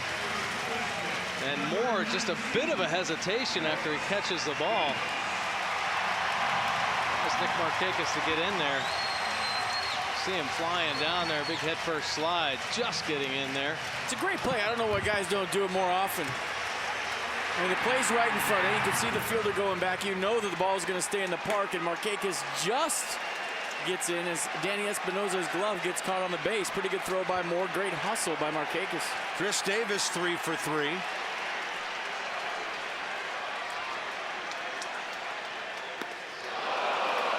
And he was trying to hit one off the warehouse. He flied out to right against Clippard in Washington last night. So against Tyler Clippard, he's 0 for 2. Both teams fighting hard to stay in the winner's bracket of this softball tournament. Good look at the Crush Davis t-shirt night right there. Crush one back in the 4th around 2 singles. Yeah.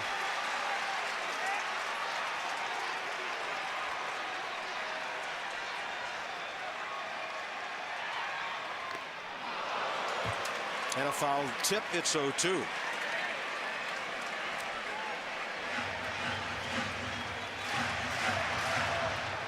Well, most of the offense with homers, but with guys on base, both teams okay tonight. Machado 1 for 4. Believe it or not, that was his first RBI of the series, or at least these 3 games that he drove in. And the 0-2 to Davis.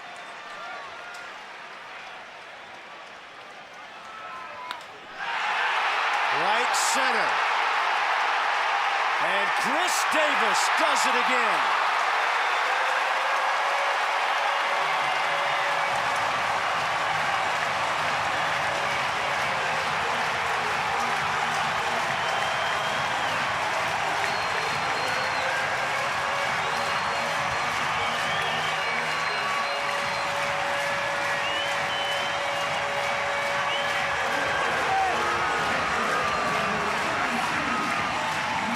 Pretty impressive right there. Fans loving it. Unbelievable. A changeup. Turns it over, but it's elevated. And Chris Davis catches it out front, and you see the strength that he possesses, pretty much one-handed. That's where that changeup was supposed to be. On strike 1 to Matt Wieters. The Orioles lead 9-6. It doesn't matter what pitch, what location tonight. Just throw it and hope it stays in the park. Doesn't even matter. That's the way it seems. 6-run inning, still only 1 out. And Clippard goes with his breaking ball. Counts even 1-1. 50 RBIs for Davis. Well, 1/2 inning ago, the big question was Ryan Zimmerman going to hit 4? And now the question is, when can the Nationals get out of this inning?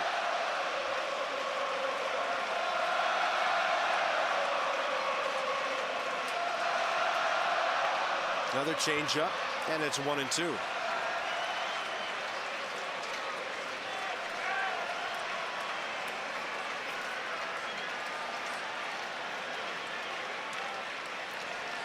Well, he's only 7 RBIs behind Miguel Cabrera now. There may be 2 guys racing for a Triple Crown this year, because Chris is hitting for high average. He's well over 350 now. Henry Rodriguez for the Nats.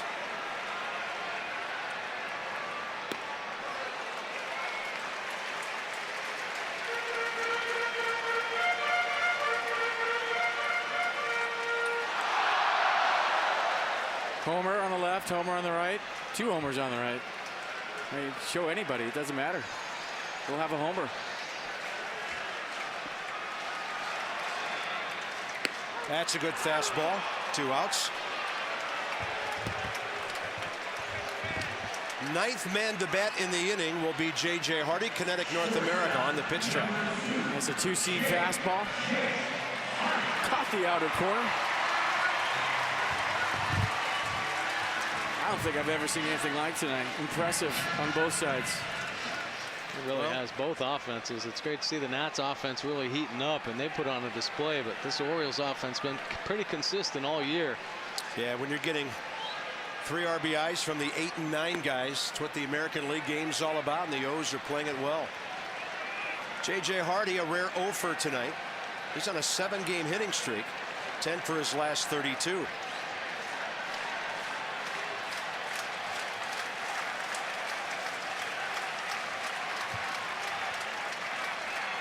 For 4 career against Clippard, who goes with a high breaking ball and misses.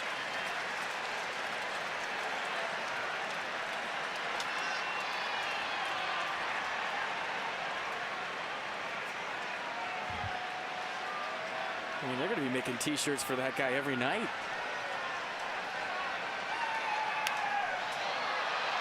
Off a changeup, a high fly ball near the barrier, but into the seats.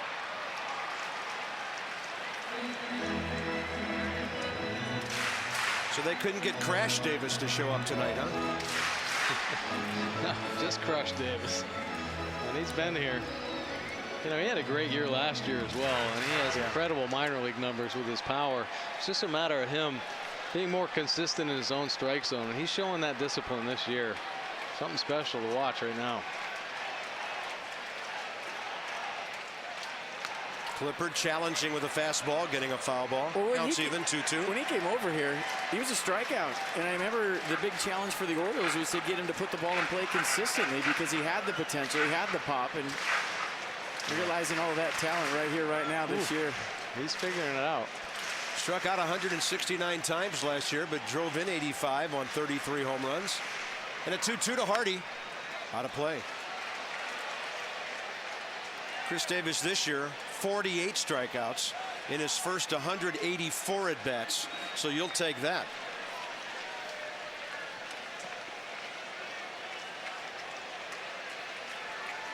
Yeah, pop like that, you can strike out as much as you want. 2-2 pitch. All right, gentlemen, it's been a pleasure. I must admit, as I move next door, I'm a little shell-shocked. It's 9-6 Baltimore, but as FP said last inning, this ball game still has a long way to go.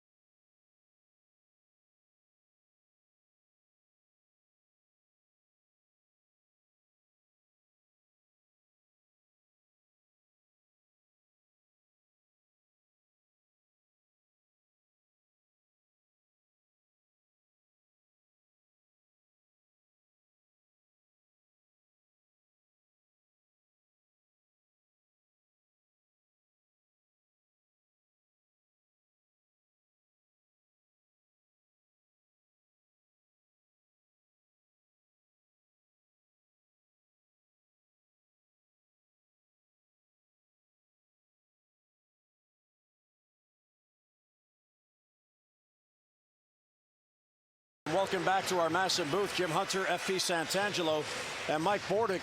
What went on over here? I left. It was a nice 1-1 pitcher's duel. I come back, home runs all over the ballpark, and a huge comeback by the Orioles. I mean, one of the best games I've seen in a long time as far as offense goes. I mean, home runs flying all over this place. 8 home runs, and Chris Davis, Ryan Zimmerman having some kind of night. Wow, it's been impressive. Both offenses really swinging the bat well, but there was some thunder there in that last inning. Chris Davis, obviously on T-shirt night, Crush Davis T-shirt night, but quite a display from everybody, 1 through 9 in the Orioles offense. Well, going to the bottom of the 5th, FP, I heard you say it's a 4-run game. I've seen this Orioles team hit. This game is far from over. Well, I mean, just the way the ballpark's playing tonight, it doesn't matter if Cy Young himself is out there. You make contact, you make good contact, you have a chance of putting one in the seat. So it's about, you know, keeping guys off the bases and keeping the ball in the ballpark. Pretty simple, but seems pretty complicated tonight with 8 home runs. So here is Tommy Hunter on. Steve Johnson now the pitcher of record on the plus side, and Tommy deals a strike to Adam LaRoche. What a job by Steve Johnson as he goes 2 1/3 scoreless and kept it as is. Yeah, really an unsung hero, kind of forgotten to this point because of the offenses, but stepped up and threw some shutout innings there when Chris Tillman got knocked out early in the ball game. And I'll tell you what's a huge help for the Orioles bullpen as well to pick up those scoreless innings. For Steve, 2 1/3 scoreless, no hits, just a walk, and he struck out 2. LaRoche fouls it off the other way, can't get around on it. 96-mile-an-hour fastball by Tommy Hunter. The skipper's looking on. Davey Johnson has seen these kinds of things in this ballpark before. The difference was he had his best pitcher on the mound tonight. And a swinging strikeout. So Tommy Hunter gets his first man and 1 away. Let's head downstairs to Julie Alexandria. Julie, what do you got? Hey guys, well, it's good to see Tommy Hunter back on the mound after taking 3 days off. He actually barehanded a line drive back in Toronto. He said it was so hard, it hit his hand so hard he thought the bones were going to pop out the other side. And when he showed me his hand the other day, the seams were actually still there. They were they were basically imprinted on the palm of his hand. He took a couple of days off. They did not DL him. He just wanted to see how he was going to feel. He said there were a couple of pitches he wasn't able to make because just splitting those 2 fingers was just way too painful, but he was able to throw his bullpen. He was working hard at it, and he said he felt okay, so it's good to have him back. Well, Julie, no doubt about it. I mean, that was an incredible play. Just stuck his paw out and grabbed it. Yeah, it was exactly like a paw, a big bear paw reaching out there. Reaction play. I mean, certainly most pitchers are taught not to use their bare hand to catch balls, but bases were loaded, and he just snared that thing out of midair, and that was a bullet 1-hopper back through the middle. 2-0 on Ian Desmond. Swings and fouls it back. This one's going to be back in the seats and out of play. Back down to Julie. You guys just called it a bullet, and he would echo that sentiment. He said it was a dumb move on his part. He said, I don't know what I was thinking. I was just acting on instinct. It was just something that I did. He said, but thinking back on it, probably a move I shouldn't have made. Yeah, especially with Joey Bats hitting it. Right. It's just a reaction play. You don't think about things like that. You're just trying to get an out. So 2-1 on Desmond, 1 out, nobody on. There's a rip to center field. Adam Jones in on it, makes the catch. As that one hung, and Jones quickly in on it for the 2nd out. You can celebrate summer here at Oriole Park by picking up the new Birdland Summer 6-pack. You get a ticket to 6 games of your choice, including 2 against either the Yankees or the Red Sox, all for one low price. Now you'll pay non-prime prices for the prime games that you don't want to miss. So lock in those seats right now for the best games and all the good promotions coming up in the summer. And enjoy major savings over those single game ticket prices. For more, 888-848-BIRD or get online, Orioles.com. The 2 downers, Tyler Moore.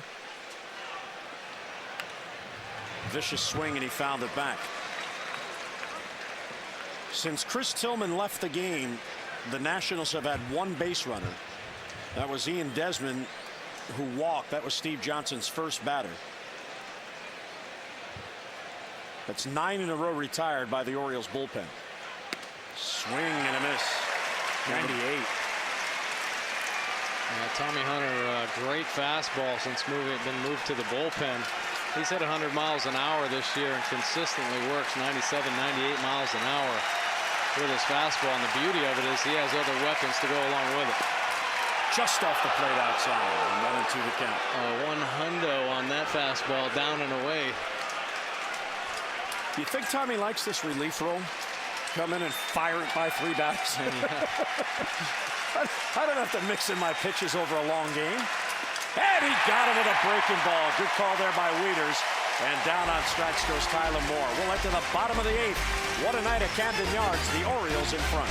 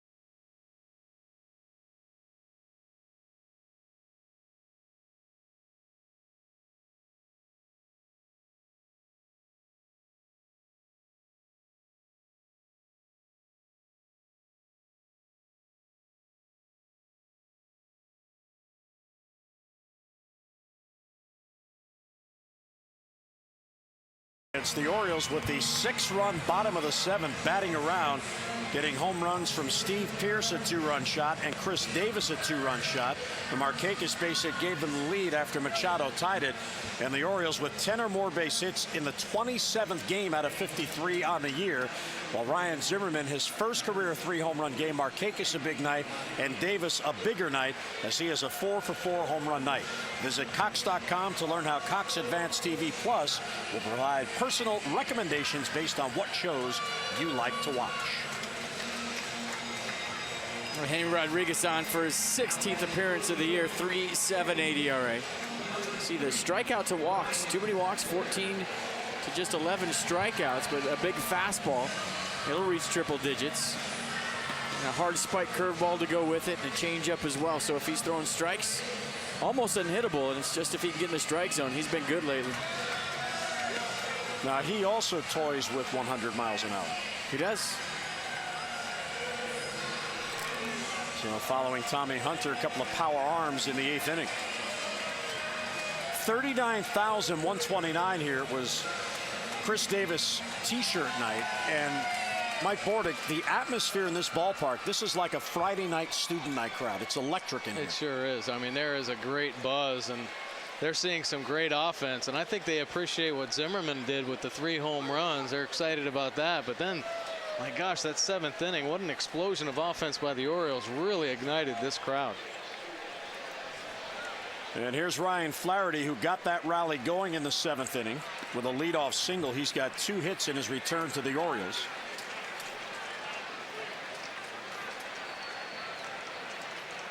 Flaherty, Pearce, and then Nate McLouth against Rodriguez. And that's ball 2 outside. And again, Buck Showalter utilizing his roster with the very tough starter Jordan Zimmerman on the round, the right-hander. He went with Steve Pearce, right-handed bat, instead of the possibility of Chris Dickerson. Pearce had a big 2-run home run in that rally. And Flaherty getting a start just back from AAA with 2 hits. High fly ball left center field. Span and Moore. Span calls him off. Moore doesn't listen. Then he does. Span makes the catch. And 1 away here in the 8th inning. Time now for you to text in your vote for the AT&T player of the game. Chris Davis, 4-for-4 with 2 home runs. How about Ryan Zimmerman? A 3-home-run night for the Nationals. And Nick Markakis. Markakis has a home run, a solo shot, then an RBI single to get the Orioles the lead. Text in your vote now and have your voice heard. A, B, or C to 31826. Tom and Rick will have the results on O's Extra postgame. It's nice of you guys to throw Ryan Zimmerman in there tonight. We almost always put visiting guys in, especially when they hit 3 home runs. Record-setting night. You know, Mike Bordick has strict criteria. You hit 3 home runs, you get on the ballot. Yeah, it's tough to get in there. Ball 1 to Pierce, who has walked, lined out hard to center, and hit the 2-run home run. Rodriguez misses down and away.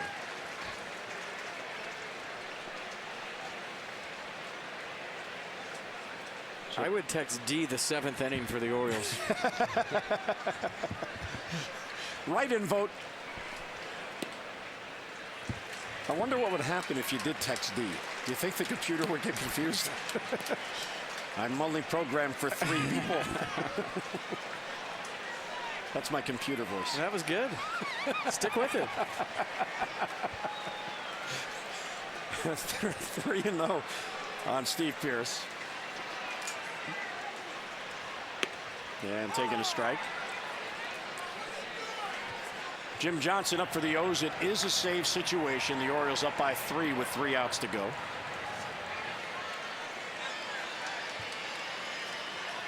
And the 3-1 is popped foul back out of play.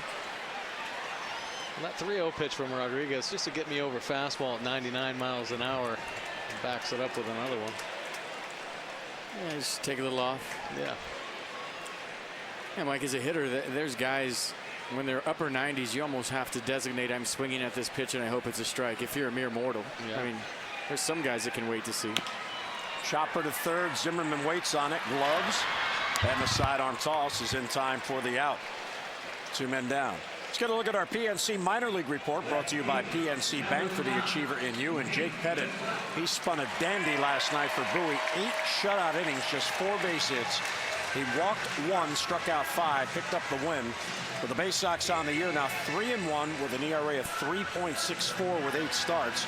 Trying to get noticed on that Bowie team that had Gausman.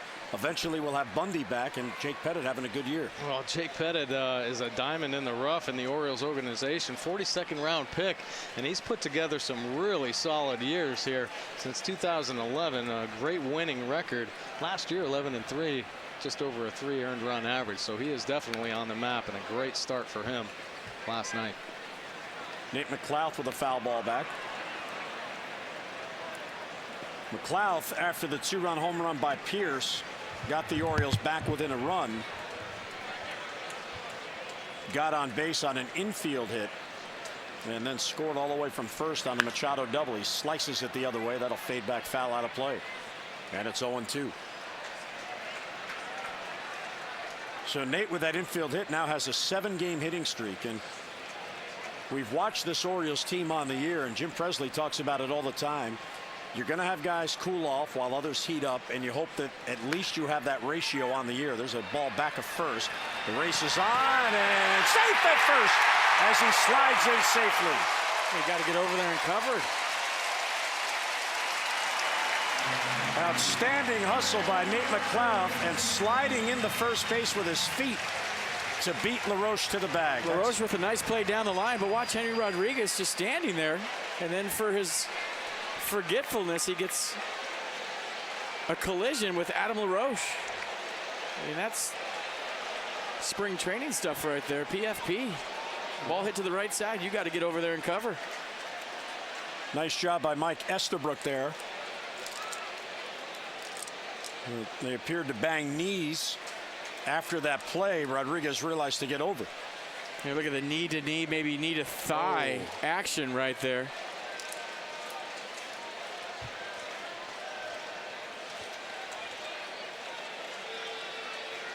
Hit pretty hard right there. LaRoche going full speed to try to get McLouth.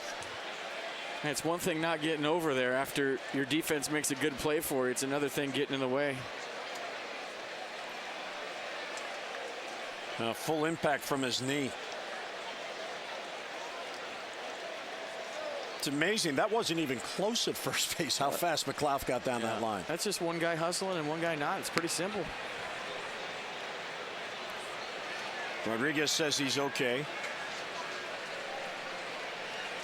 They didn't check on LaRoche. I guess he said he's okay. His knee hit the other guy. So a 2-out infield hit by Nate McLouth will get Manny Machado up again. Manny doubled to tie the game, driving in McLouth his last at bat. He is 1 out of 4 and continues his amazing consistency with base hits on the year. He now has 77 hits. I mean, and as deliberate as Henry Rodriguez is to the plate, Nate McLouth should be on second base first 2 pitches. There he goes. Machado takes, not even a throw to second base. So McLouth picks up his 17th steal as the Orioles look for an insurance run in the 8th.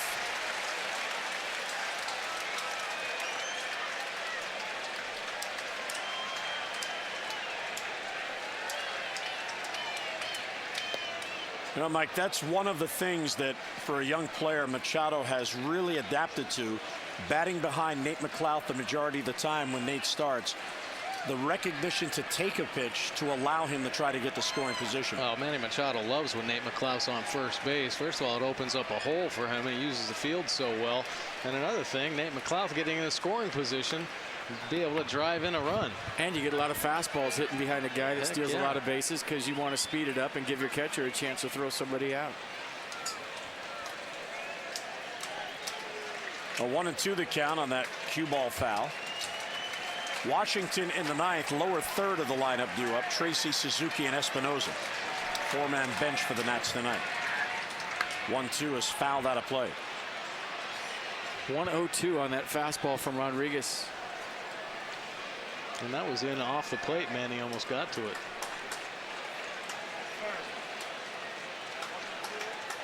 Machado began the night leading the league in doubles with 23. Picked up his 24th in the 7th inning.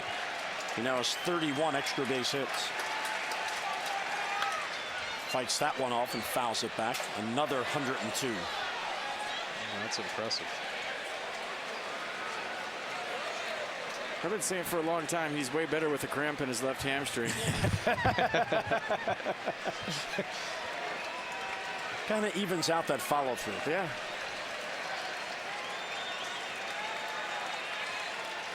Rodriguez steps off. The Orioles are trying to have back-to-back winning months. They are 12-13 in May, 3 games left, including tonight. Big bouncer towards short. Desmond, a long throw. He got him by plenty, and the inning ends.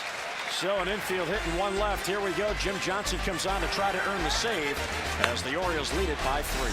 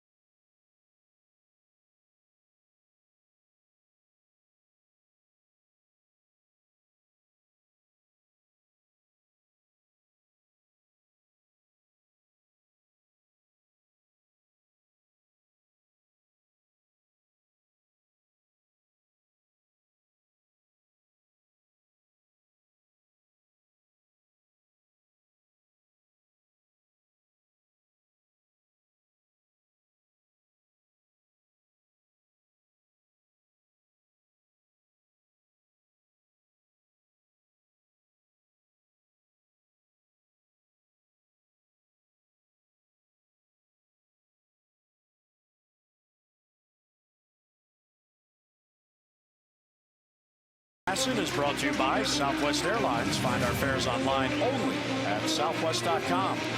And by After Earth in theaters May 31st. Nice summer kind of night in these final days of spring. And Jim Johnson comes on to try to earn the save. He's had a tough stretch, and he could erase a lot of that, Mike Bordick, with a save here tonight. Well, you know his adrenaline's going. He's just witnessed one of the best games the Orioles have played. A lot of great offense, some good pitching from the bullpen as well, and nothing he'd like to do better than seal this deal with a save. But he's had some problems with some command elevating his fastballs, but you know he's been working hard with Rick Adair and some bullpen sessions, try to get on top of that sinker and keep it down in the zone. Pretty good action on that one at 94 miles an hour. And the score with the lead, the identical score he came in on Sunday in Toronto when it was a 5-2 Orioles lead, and the Blue Jays scored 4 in the bottom of the ninth. Here's the 0-1 that's ripped right to Davis and one down. So one away on that line drive. Fans, you can vote for your favorite Orioles for the 2013 All-Star Game. Orioles.com/voteorange. All fans who vote at least 25 times receive a voucher good for $10 off any box seat or $5 off any reserve seat for one of the 3 games coming up against the Astros July 30th through August 1st. Plus, a lucky fan who votes 35 times will win a 2013 All-Star jersey autographed by Orioles All-Stars. Vote early, vote often.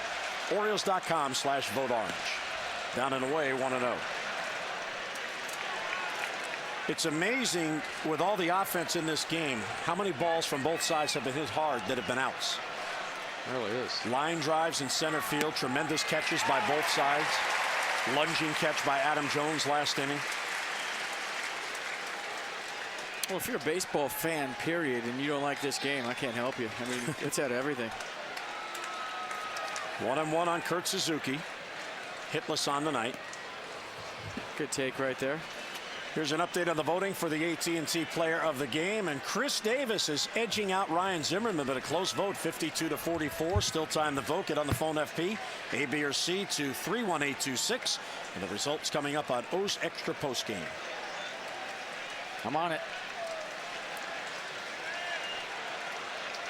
What a night for Zimmerman. 3 home runs and 3 consecutive at-bats. Bounce towards third. That is a foul ball. Machado over just to make sure, and then flips it to the stands, and the fan dropped it.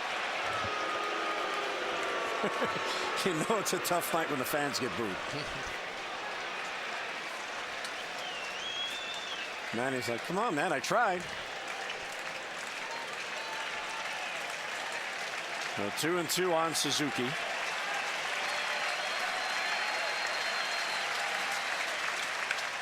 And a foul. He just got a piece. Johnson in search of his 16th save. He has 4 blown saves and 1 save in his last 5 save opportunities. He did pick up the save Saturday in Toronto in game 3 of that series before the blown save on Sunday. So looking to start a new streak on the positive side tonight. And the 2-2 called strike 3.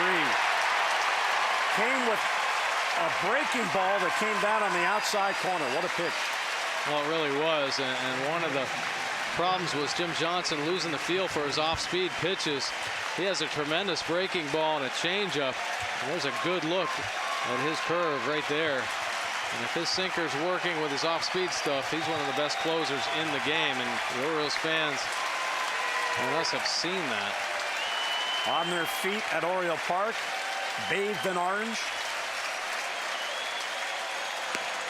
Swing and a miss by Espinosa. Couldn't get around. There's no doubt about it, Mike. His fastball sat Sunday to today. This one's moving. There is some nice action on his fastball, and he's throwing it 93, 94 miles an hour. Still like to see him get it down in the zone a little bit more consistently.